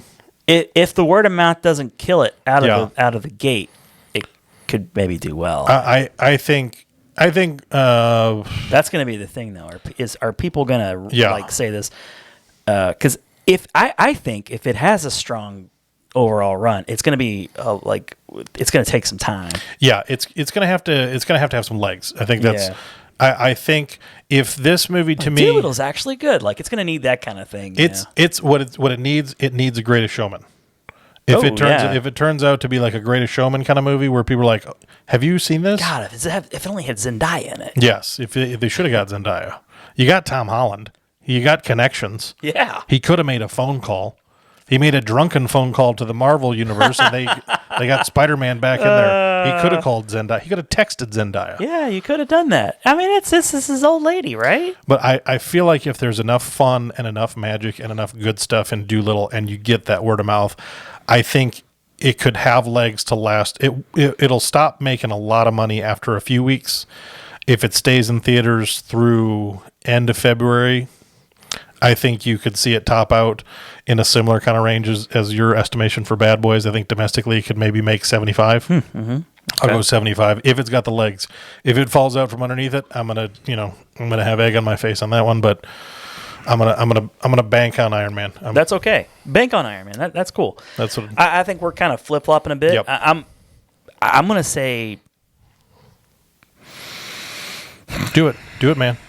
12 million. That's fair. I think it's going to do 12 million, which is probably generous. And I'm going to say 23 for the total. I'm going. It's like I think what's nice is I think in this roulette wheel. Yeah. I've chosen red and you've chosen black. Right. That's not a racial thing. It's not. I just wanted to put that out there. Hey, I'm like Wesley Snipes. Yes. Always bet on black. Yeah. But yeah, I think that's one of them. I think will do well, and the other one will. The winner's going to have some weeks to clean up on. So it's or it'll be a dismal box office. For it's a either going to bam or it's gonna. Yeah. So that's really interesting. Is our first kind of difference. Look at that. We'll see how that goes, Well, and like we'll Siskel revisit and Ebert. it. We'll revisit it whenever we can. We'll Yes. see who was right. And I like Robert Downey Jr. I hope it's good. And I had high hopes when I heard that he was doing a Doolittle movie. I was like, oh, cool, whatever. I think that it feels like to me that's where they have that's what they're banking on. They're banking on even the the fact, logo looks generic. Like the fact that Robert Downey Jr. they're going name on that. They're going all in. They're banking on yeah. They're going all in on name on that. They should have just put Iron Man is Doolittle. Because what this reminds me of, what was that movie with Rene Russo, Buddy, where it was her and that gorilla? That's what that reminds me of. Her and a gorilla named Buddy. Here's the sad thing. These types of movies aren't cheap. No. It kind of like, what was the Steve Carell Noah's Ark? Oh, Evan Almighty. Yeah, kind of. To me, it has a feel like if it has a big budget. I don't know because that movie had a ginormous budget and crashed big time. But I enjoyed it. I haven't seen it, but I mean, I wasn't hating on it or anything. I loved it. I never got a chance to see it. But it was the same character from Bruce Almighty. Yeah, so I was like, this is a strange spinoff. It is. I think that's the only reason I didn't see it. Like Steve Carell wasn't quite the name as he is now. And, it didn't have Jim Carrey in it. And it didn't have anything to do with the Bruce character. And it's one of those it's kind of a weird thing to bet on. It's kind of a hard even the stuff that Steve Carell was in was a very different flavor. He had that. I mean, he wasn't big when they did Bruce Almighty. Had he done 40-Year-Old Virgin yet? I think he had. Maybe. Okay. But it's like that was kind of like he was kind of in that group. It's like that was, if you were going to see him. for sure doing The Office. He was doing The Office. So you're like, when you're like, oh, you're kind of like, but he shouldn't be doing family movies yet. Yeah. He should still be doing He's still Michael Scott, He should be doing Judd Apatow movies. Yeah. Yeah, why not even do any more? So, yeah. All right, moving on to the next. So now we're on to your number 3? Or number 2? Number 2. Yeah, it's my number. You've done 2 and I've done 1. So, yeah. Okay, so my number 2 is coming out the following week. It's the Guy Ritchie, The Gentleman. Ah, that one's on my... I'm in the mood for a Guy Ritchie movie. Yeah. And January feels about right.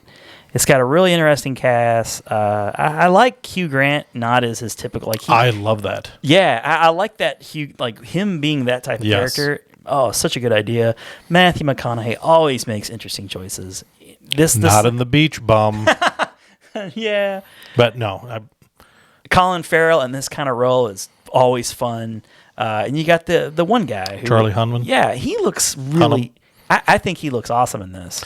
I think one of the things, and I'm hoping this is it, because I feel like they keep trying. I mean, I never watched that Sons of Anarchy show, but I think he did. But he was in that the Pacific Rim. Yep. Which was a big hit, but he got no love for that. I feel like they keep trying to find a vehicle for him that really elevates him to the forefront, and they just haven't. I'm hoping something like this does some good for him. I don't think this will do it. I don't think. Yeah, I'm in the same boat. But maybe it'll get him some attention at least. Yeah, because he's a compelling kind of guy. Because he was in King Arthur as well, which didn't do. Oh, that's right. Oh, yeah, that was a horrible. That did not do well. Yeah.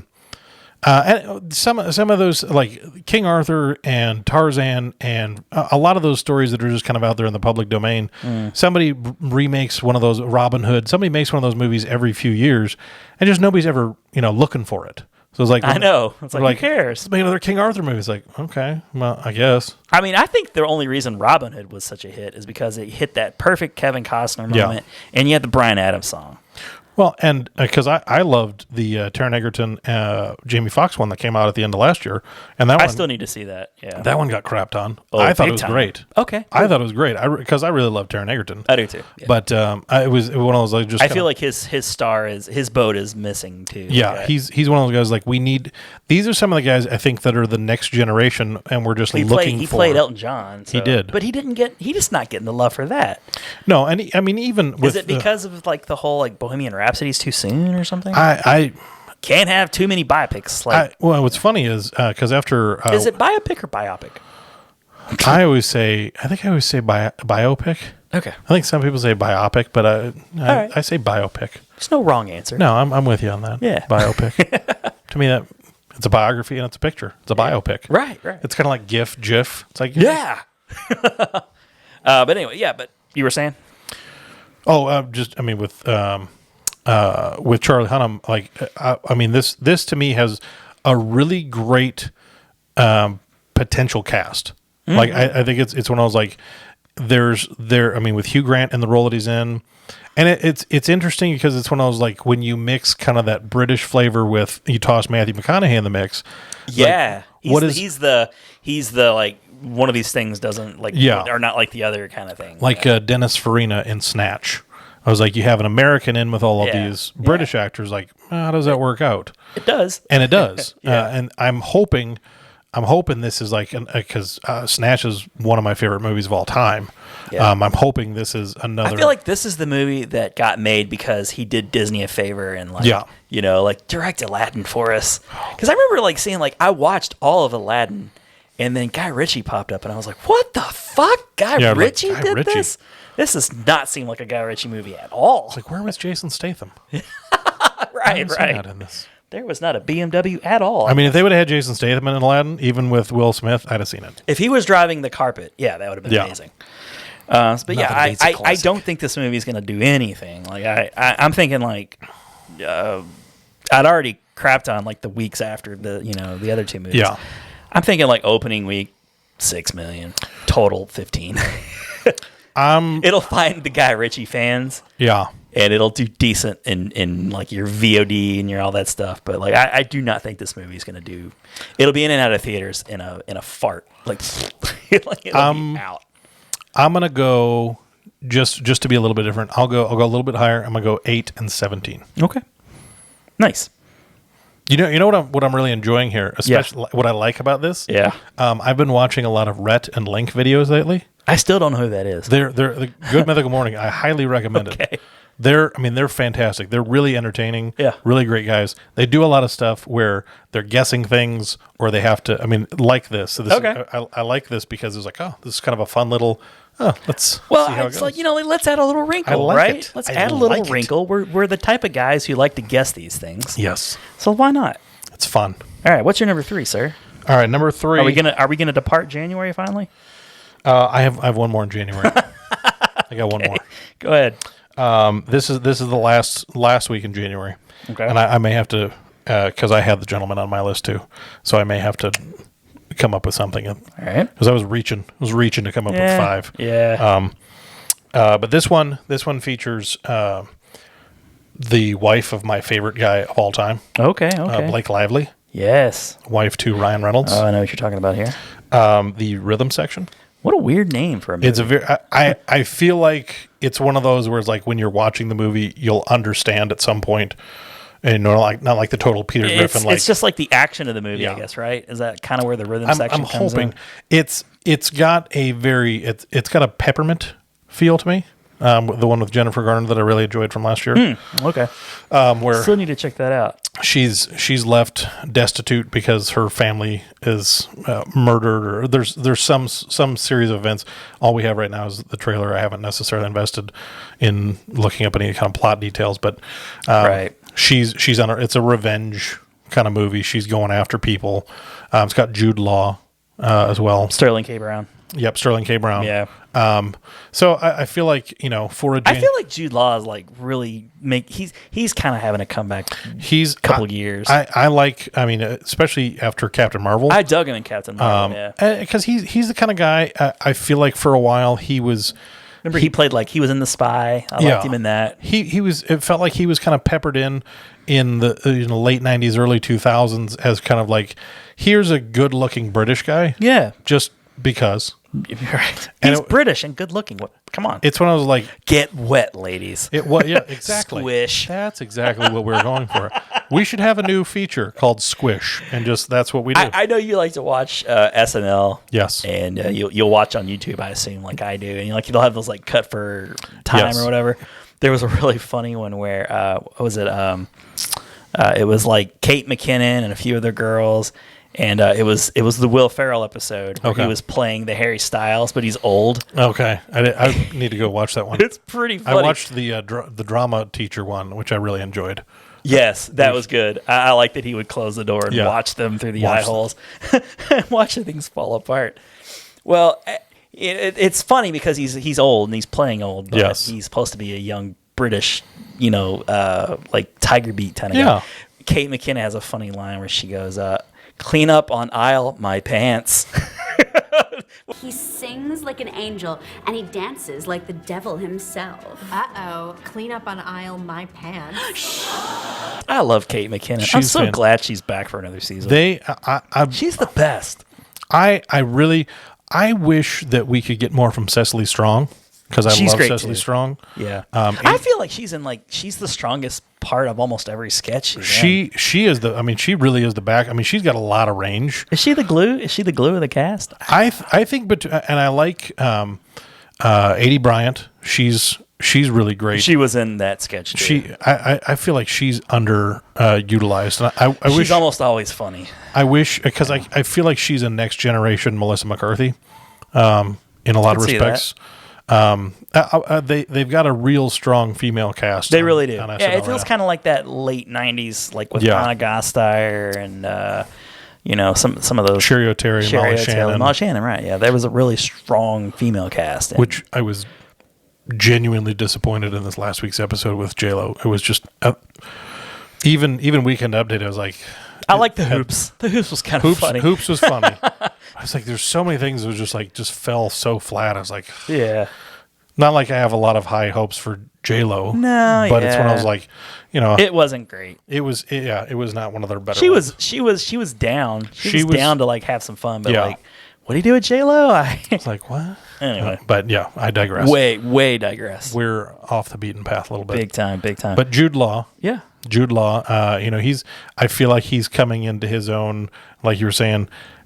I feel like, as he's getting older and he's less just like, when you thinking, I'm thinking back to like a Talented Mr. Ripley, where you had Gwyneth Paltrow and Jude Law and Matt Damon when they were all kind of in their Gattaca, prime. like I always think Gattaca. Well, he wasn't like your typical good-looking British guy in Gattaca, but that's when he was the hot rising star. He was in that Steven Spielberg movie with the little boy AI. Yeah. But he was in everything. Yeah, he was around. I feel like now you can appreciate him more as an actor. You think Blake Lively can carry this thing though? Like what? I'm looking at Blake Lively. She's known as the Gossip Girl, which is a blind spot for me. I've never watched it. The Town, which I don't even really remember. She was one of the sisters. Was she one of the sisters? And The Shallows. She's just more famous for being Ryan Reynolds' wife, I feel like, which is unfair. I will tell you, she did a movie with Anna Kendrick last year, Simple Favor, which I thought was really underrated. I really enjoyed that movie a lot. Okay. And not just because of Blake Lively and Anna Kendrick, two of my favorite people. Oh, she was in Savages too. I forgot about that. Which was a good. That was. I feel like it's kind of underrated. Yeah, kind of. Yeah. Taylor Kitsch and Aaron, what's his face? Aaron's something. Taylor, what's his face? Aaron Taylor Johnson. Aaron Taylor Johnson and That's Taylor the Kitsch. guy. They were in Savages with her. Mm-hmm. She's not. She's not a mainstream leading lady. I think and I think that's why. I mean, this is coming out in January. Well, I'm sure like her Gossip Girl fans. I mean, of which I'm sure there are many. I mean, That's just something we wouldn't be fans of, honestly. I mean, if you are, that's cool. You can admit it. But I love gossip. I mean, was that a CW show? I think it was a MTV. CW. I don't know. I think it was a CW. Like, you know, when I think Gossip Girl, I just think of that like Family Guy clip where like Peter Griffin is the Gossip Girl. I'm the Gossip Girl. But I'm hoping because it's again like. It's when I was like, I don't want to make it seem like there's just nothing coming out in 2020 at the beginning. Yeah. But, when you're going through stuff and things to get excited about, it does feel like it's a little bit slim pickings. I couldn't tell what it was. I mean, well, here, let's look at I'll read the synopsis. A woman seeks revenge. You said it was like a revenge flick. Yep. A woman seeks revenge against those who orchestrated a plane crash that killed her family. Yeah, that's what it was. It was a plane crash. Really? I'm hoping the plot itself has because I think Jude Law is kind of like this. No, the director is I think he's the guy he's responsible for The Handmaid's Tale, so that's a kudo. People seem to like that program. I've never watched it either, but Me neither. Sorry. Whoops. I know a lot of people like it. But I'm intend to someday. I'm hoping this does well. I don't have a lot of reasonable aspirations that it will. There's no reason for it to do well, but if it does, it'll be cool. It doesn't have to do well to be an interesting movie, though. No. If it looks interesting, it's got an interesting story, and it's got good characters. Look forward to seeing it. Yeah, it's one I'm hoping to catch.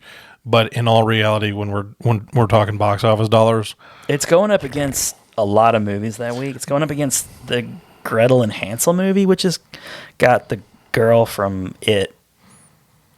The young Beverly. Yeah, young Beverly. I forget her name. Sophia something or other. Loren? Lillis. Oh, that just looks weird. Like I don't even know. It was something like I was like, oh, this might be a good thing to put on my list, and I kept watching the trailer, and I'm like, what the fuck is this? I'm gonna pass. A movie called The Assistant, which has not anybody in it. Nobody. The Traitor, which is like. Again, nobody. So it at least has some people in it. It's got Jude Law and Blake Lively, and it's like it could at least be the number one movie. I think of the weekend it will. I think there will still be enough competition with other if any of the movies that came out before it are still have any juice. I think Bad Boys will probably still be number one that week. The Gentleman will probably be number two, or Doolittle. They'll be duking it out. We each have our opinions on that. So Doolittle and Bad Boys, I think we can both agree will probably be one or two in that week, and then The Gentleman will be in there somewhere, and then this movie might be fighting for third or fourth place. I can see third or fourth. I was going to say opening weekend it might pull in $4 million. Yeah, and total. I want to be optimistic, and I'll go 10. I feel like that's on the high end, but I'm going to go optimistic on that and say it'll make 10. I'm just going to agree with you there. I can't see any. I don't think it's going to do any worse than 4. Yeah, it'll get lost in the pack. I mean, it probably won't have a very wide open. So that's one of the things I think that'll hurt it a little bit, just because it'll probably. The movie coming out the next week is going to kill whatever's left. Yeah. I think. But anyway. Which is perfect time to go ahead and mention what I think my next movie, my movie I'm looking forward to next is the Harley Quinn movie. Okay. Bird of Prey. Oddly enough, that one didn't make my list. You DC hater, you. I think this looks cool. Like I really now, is it going to be like a Suicide Squad and be all style? Ewan McGregor's in this, right? He is. Okay. Yeah, and so is Mary Elizabeth Winstead. Okay. And I love her, man. I just love her in almost everything she's in. So with that trio of actors, I think at least I'll be entertained, and I think with we may be giving too much credit to both Bad Boys and Doolittle. They might come out and be like one and done, and then there'll be nothing, and then people are like, "This feels like a summer movie to me." I think because this one's coming out in February. Yeah. I think they're strategic in the placement of this one. Yep. Especially with some of the other stuff that's coming out in February. I think that this I think this one they're hoping to me this feels like a DC hope for. It's got Rosie Perez in it, yo. We're gonna ride the coattails of all the press that Joker's still getting. So people are thinking DC. Yeah. Good point. So I think they're hoping for there'll be some Joker buzz because it's near Oscar time, right? Yep. So and Joker comes out on DVD in early January. So there you go. Yeah. So that there'll still be plenty of talk, plenty of positive DC buzz. And really, even if this isn't a sequel to Suicide Squad was the vehicle that brought us Harley Quinn. Yeah. And so Margot Robbie, right. And I like that she's owning this character so much. Yeah. I think that's so refreshing, Like it's kind of like the more successful version of, oh gosh, what's her face? Who did the Charlie's Angels? Like she really took ownership of it. Yeah, Elizabeth Banks. We haven't really talked about the Charlie's Angels thing much. I think we can both agree we wanted that movie to do well. I like Elizabeth Banks. I like Elizabeth Banks. I was hopeful for Elizabeth Banks. I think she did. I think we can also both agree that she kind of put her foot in her mouth a little bit, and that didn't help things. I think the damage was already done by the time she said the things she did. Like people just didn't show up to see it. I think this is going to be another. I think. I know that Margot is she's like a producer of this movie. Yeah. She's really pushing this movie. And she doesn't have to be making this movie. She could have been like, well, one and done with Suicide Squad. There was no universe. I'm done with it now. Yeah. Jared Leto's not the Joker anymore. So there's kind still of a weird place. They're still talking about a Suicide Squad too. I don't know that. Oh yeah, it's coming. It's happening. It's one of but she ain't in it, is she? I mean, I don't know. Yeah, because James Gunn's doing it, so it's for sure happening. Because I don't. I mean, I don't even know if Will Smith's coming back for the second one. He's not. Yeah, Idris Elba is the headliner that they're getting. But I think we got Captain Boomerang. I think Jai Courtney, yay. I think the people who are not going to be in it, I don't think Margot Robbie's going to be in it. I don't think the guy who played Killer Croc's not going to be in it, I read. Who cares? But yeah, this is not a Suicide Squad thing. This is just the only carryover. The only difference or the only similarities is it's DC and she's in it. It think looks cool. Like it has a neat look to it. It's like an 80s aesthetic. I feel like the strategy in their release of this in February is trying to kind of get that same Black Panther longevity. Like I think we wanted to come out in January. There's not a lot of stuff that's going to be in its way. If Captain Marvel was a March release, like they might be thinking about that as well. If we can get this in kind of at the beginning of January, and we can let this kind of linger for maybe 2.5 months, we can really, I mean, it'll dwindle out after a while, but if it can linger because there's really nothing else, no, I think they can make not for weeks. I mean, there's as of right now, there's like 5 movies coming out in March, so and one of them's Mulan. Okay. Yeah, which nothing against Mulan, love the music in the original, which I think they're gonna keep some of that. It's one of those DC movies. It's going to be super stylistic. Yeah, but I think, and it's one of I wish DC movies were better. My beef. I wish the name were different. Actually, yeah, I think it's a little. I get the vibe that they're going for. They want something that's just kind of weird for the sake of weird. That could be a thing that could bite them in the ass. It's Birds of Prey and the fantabulous emancipation of one Harley Quinn. Why? Just call it Harley Quinn. Yeah, just call it Harley. Harley. Yeah, I mean, there you go. They should have maybe done something, but whatever. They're going for a style, like you said. They're going for something. And I think because it's like, as much as I love Marvel movies, and it's, I mean, some of it is I really don't. I mean, I don't like a lot of the DC characters. Yeah, but it's when I was like, I wish for DC fans they could have the same kind of, like, I wish that they were able to make movies on par with Marvel movies. They're so close. I feel like they're just so close. And so it's like, I think this will do well. I'm not so biased to think that, oh no, it'll do horrible. It's like, I think there are things that will eat away some of the potential profits. Yeah. Well, I don't think it's going to do Captain Marvel or Black Panther numbers. No. Or even close. I think it's going to hit like a 50 million opening. Yeah. I think it could easily hit 50 million, and I think we're looking at like a 120 overall. That seems pretty fair.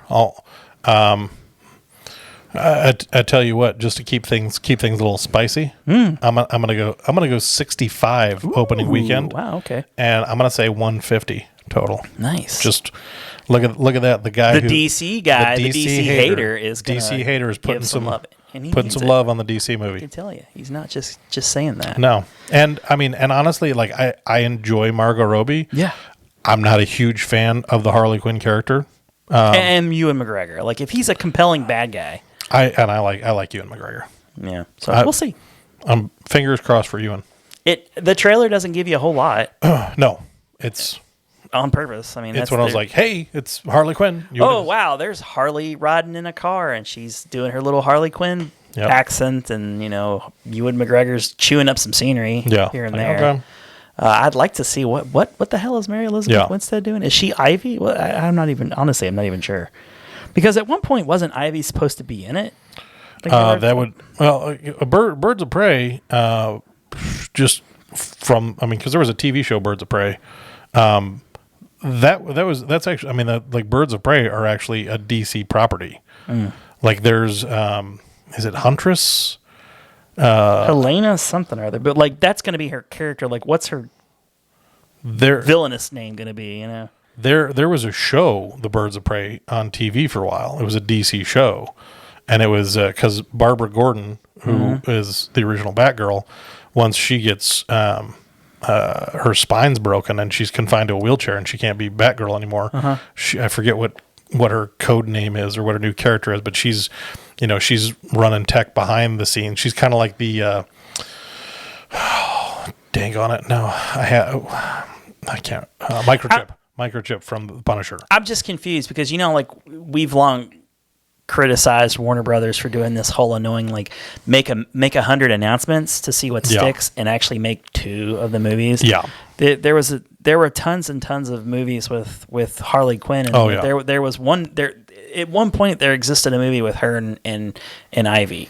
And because that would I think make a there lot was of sense. there was a run of comics, I think, where the 2 of them were like they friends, and like they kind of like they were a little duo, and they were causing trouble together as a team. And because Harley Quinn is not a classic Batman character. She came series, because of the animated series. And I think that there was like maybe that's what I'm thinking. Maybe it was a run in the animated series where there was a few episodes featuring. There were a number of episodes where it was the 2 of them. Okay. And they were a tag team. I think there were probably comics too. I mean, that would make sense. It would make sense, but maybe it originated in the animated series and then the comics followed.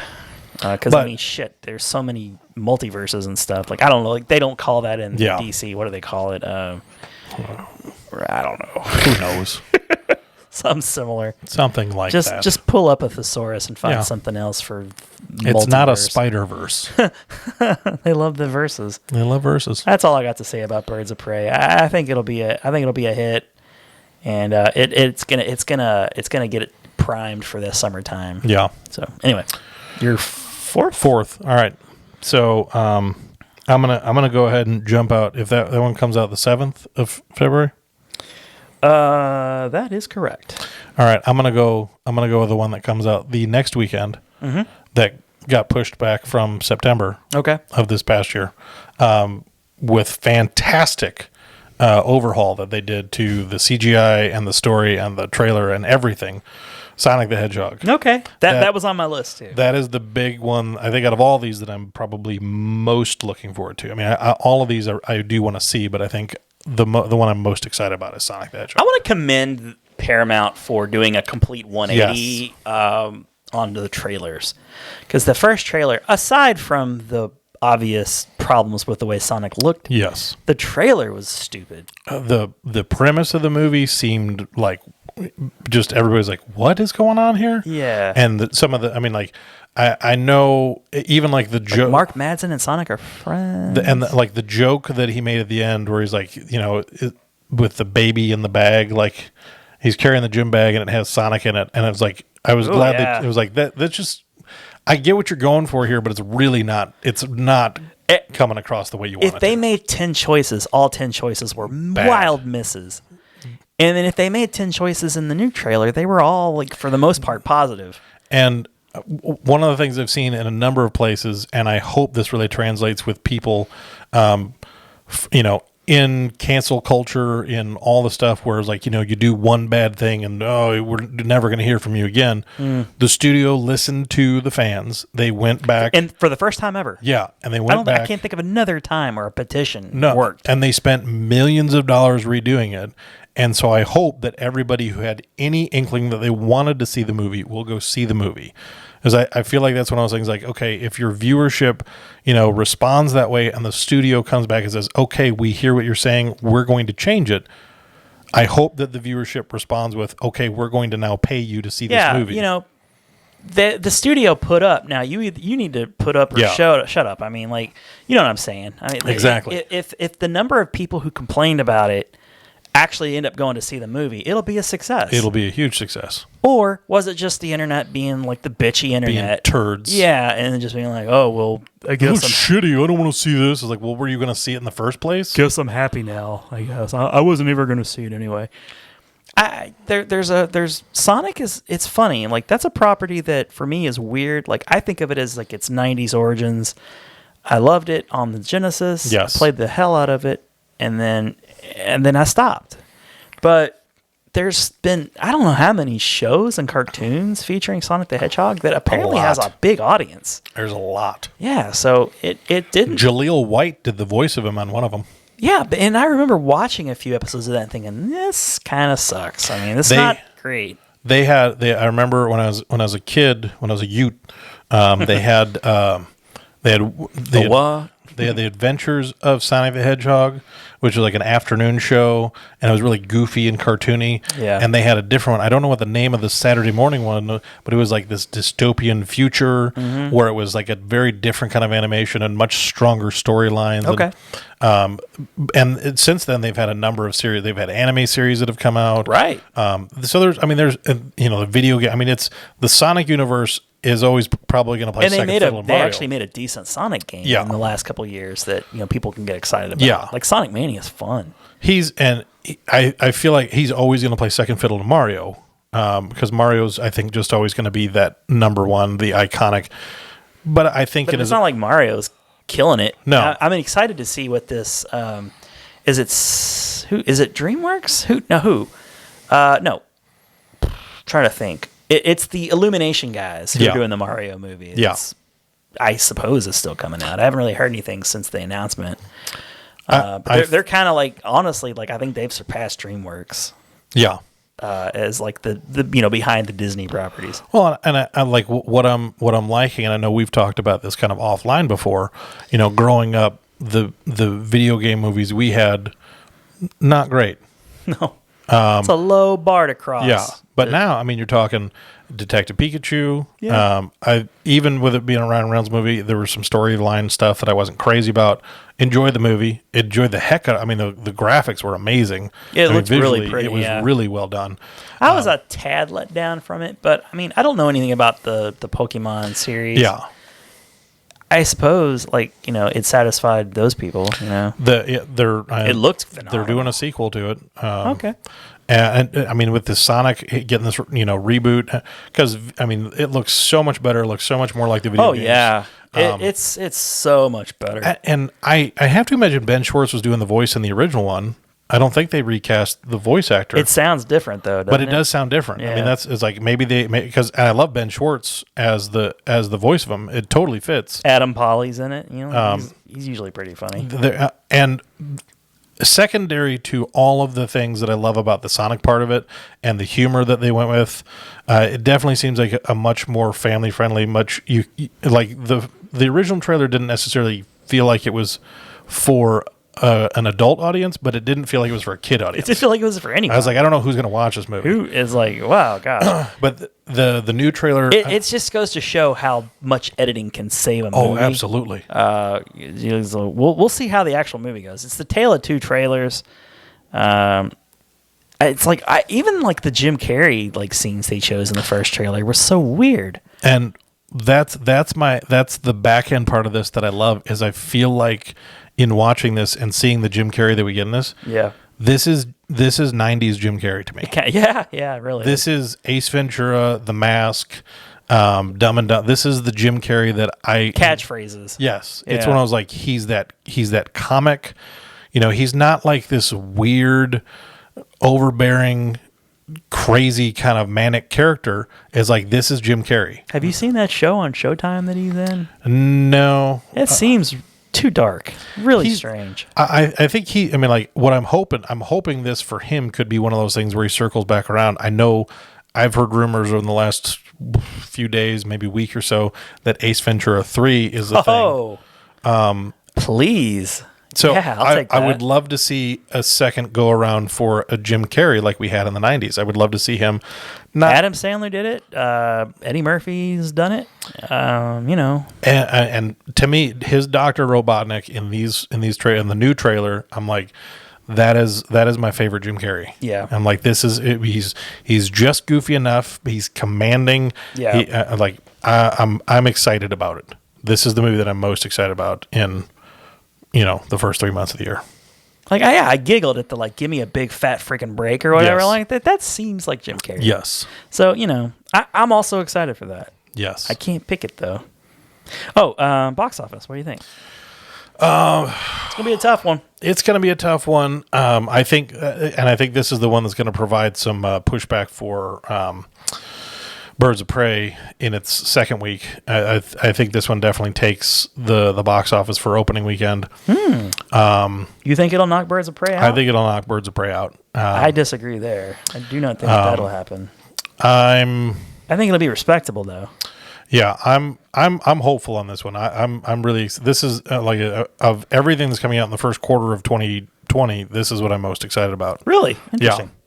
Yeah. I'm gonna go see it. Logan wants to see it. Yeah, he's already told me he wants to see it. I'm taking the kids to see it, so I'm hoping that.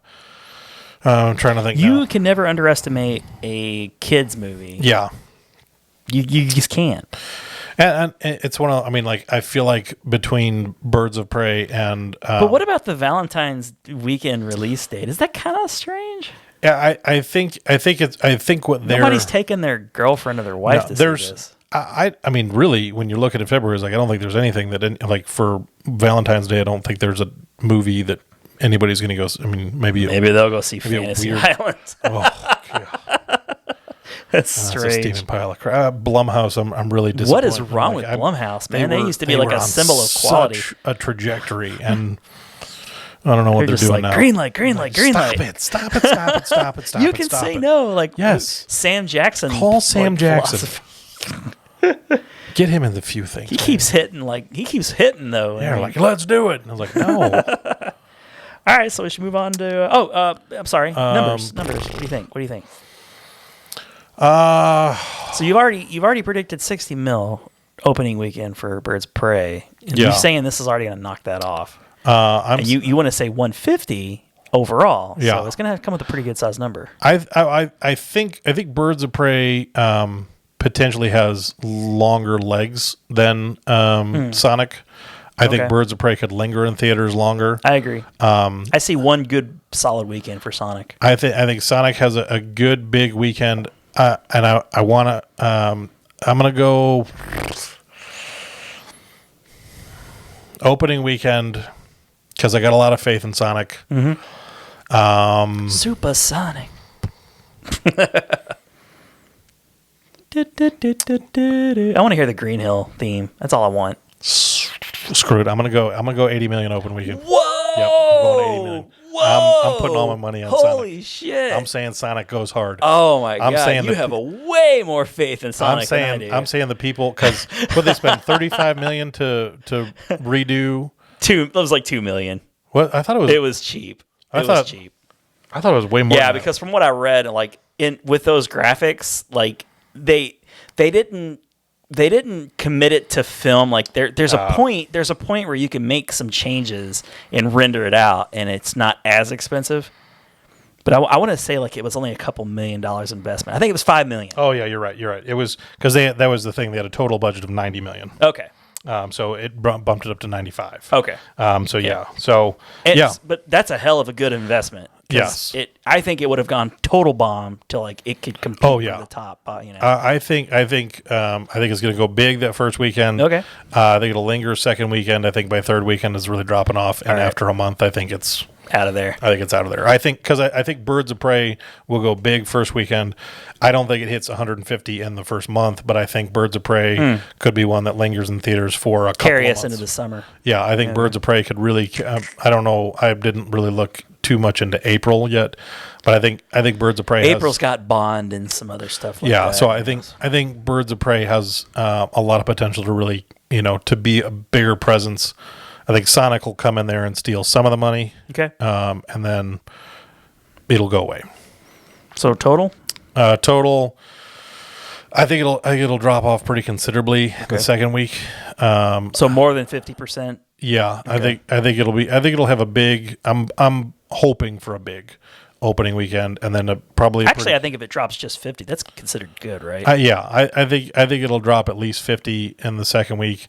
So I think total. I'm gonna go. I think it'll kind of teeter out after that. I'll go 135 total. Okay. I think Birds of Prey. But you're saying like 80 for that opening. I'm going 80 opening weekend. I know it's really optimistic, but I think when you get that is very. You got some going. faith in the blue hedgehog. I love my Sonic. I do too. Like I got a little Sonic doll Yes. over there. He's the best. Okay, so I think realistically we're looking at because I think 50 for Birds of Prey. I think Birds of Prey will have another good week. I think it'll probably hit around 35 the second, and I think Sonic's going to come in at like 29. I'm rooting for it. I'm all in on Sonic, man. I'm all for in. it. I think 29. I think they'll be happy with that. I think in that next weekend, I think you're right. I think it'll. I actually think it'll decrease a tad bit less. I'm gonna say maybe like 18 in that second. I'm gonna go see it 100 times. So yeah, I'm gonna say 98. So we got Jack the Wonder Dog here. Jack's here. Everybody, he was howling and barking because he wanted to be part of the discussion. He has a lot to say. He does have a lot to say. So yeah, we were talking about Sonic. You have a lot of confidence in Sonic. I want to pick another animated movie. I think it's going to actually maybe do a little better in the long run, and that's the Onward. Onward Comes out, I think, March 6th. I think you're right. Kind of an odd place to put a Pixar movie. It is. They almost always come out during the summer or November, like that period of time. I'd be interested to see like what other Pixar movies were released in like February and March. It's. I think that's one of the things that I'm really like. There's so many of these that feel like they've just industry standards as far as expectations for different things. Yeah. That I feel like a lot of those are just getting challenged, and it's like anymore. It's like, okay, January used to be like nobody wants to go see movies, and that's not necessarily the case anymore. Yeah, that's kind of the theme we've. Jack, he's like he can't wait to get to the theater. He's like, let me at him. He is such a Chris Pratt fan. Let me tell you. Let me go see. I put on Parks and Rec, and he just goes nuts. He's a fan. I feel like he goes. His little heart's just pumping. I feel like he goes back to Everwood. I think he's an Everwood guy. Is that what is that? Yeah, that was a CW, like a WB show or something. That was a WB. I don't know. WB, CW. It's one of those initial movies. The WB became the CW. So, okay. So you're right in line. I'm close enough. I believe Everwood ended just as they merged, and because the WB and UPN merged and became the CW.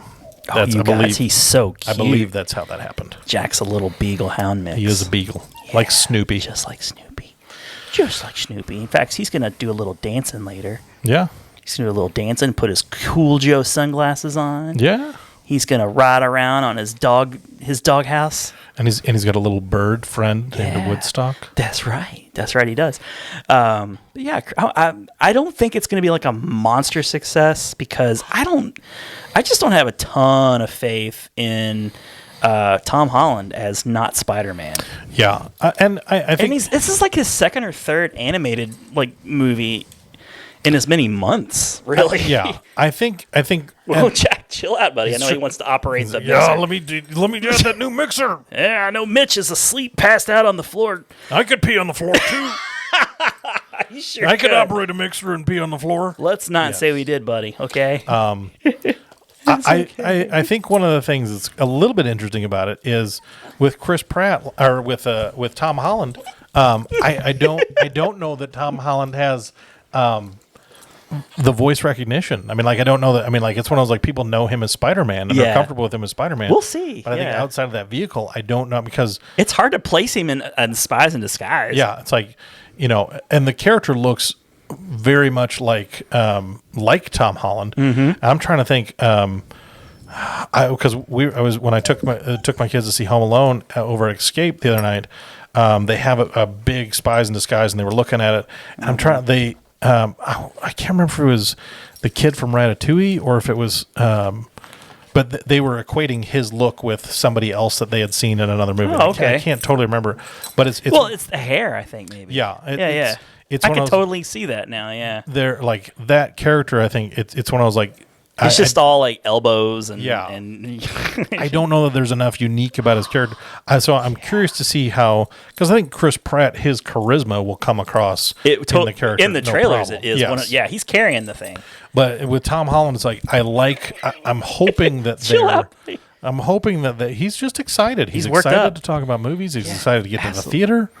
This is his chance. He's been begging. He's like, when am I gonna get on?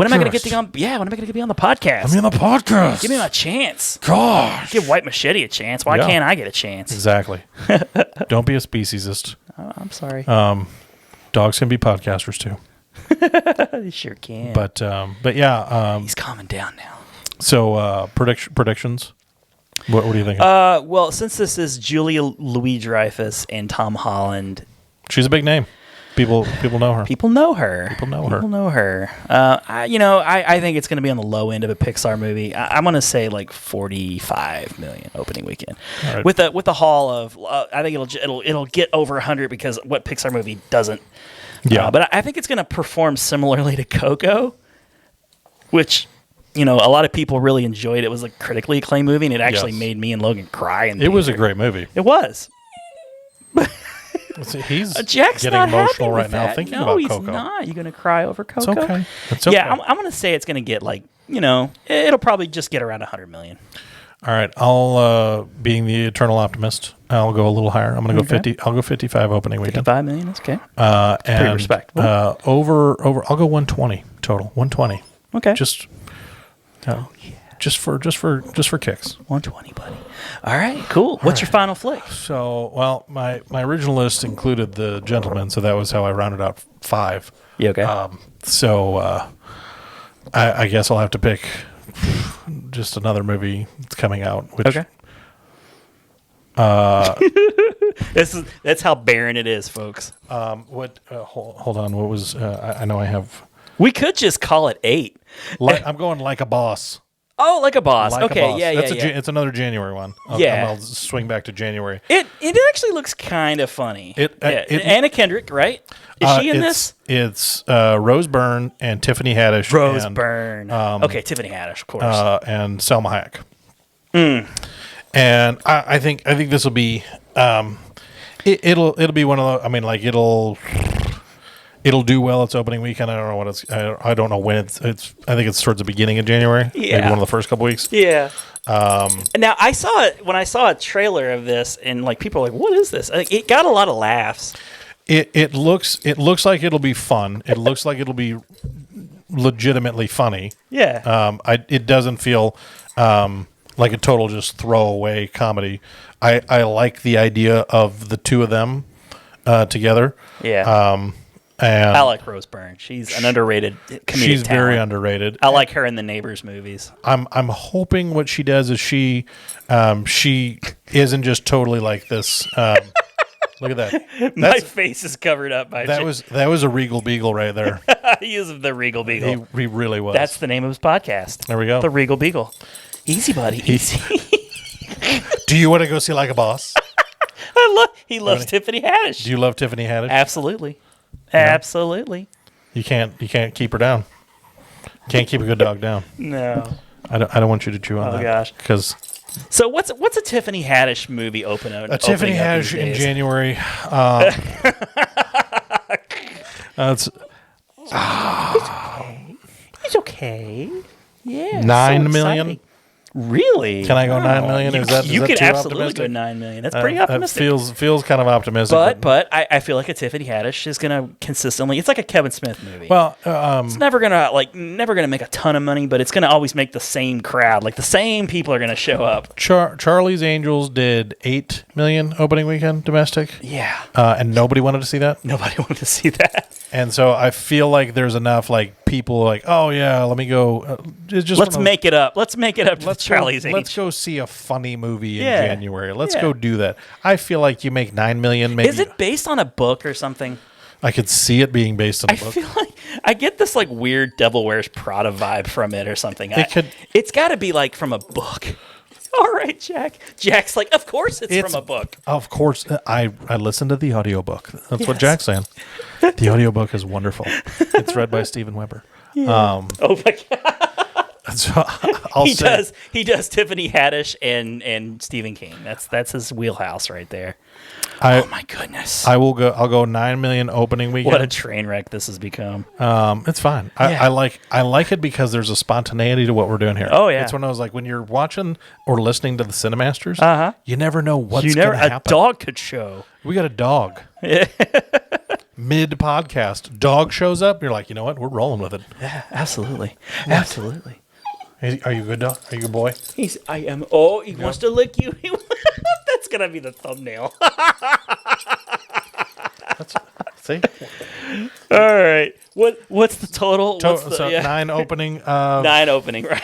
It's like as you wipe your face off. 3 weeks. 3 weeks going, and we're done. So let's see, maybe make another 3 million the next. You gotta chill, buddy. I'll go 13.5. I'm going 13.5. So it's gonna eke out another like couple thousand, I guess. Million, I mean. 13.5 over. I'm gonna go 13,000 opening weekend. I'm gonna go 8.50. It's gonna make $8.50 opening weekend. I bet Tiffany Haddish is gonna see it. $1 is what I'm gonna say. I think there was a Shia LaBeouf movie that made like $11 opening weekend. Christ. Man Down, I think was the name of the movie. I want to say it made like $11 legitimately opening weekend. I'm gonna say I'll say 6 million and 10 million. That's probably more in line. I'm just the eternal optimist. Yeah.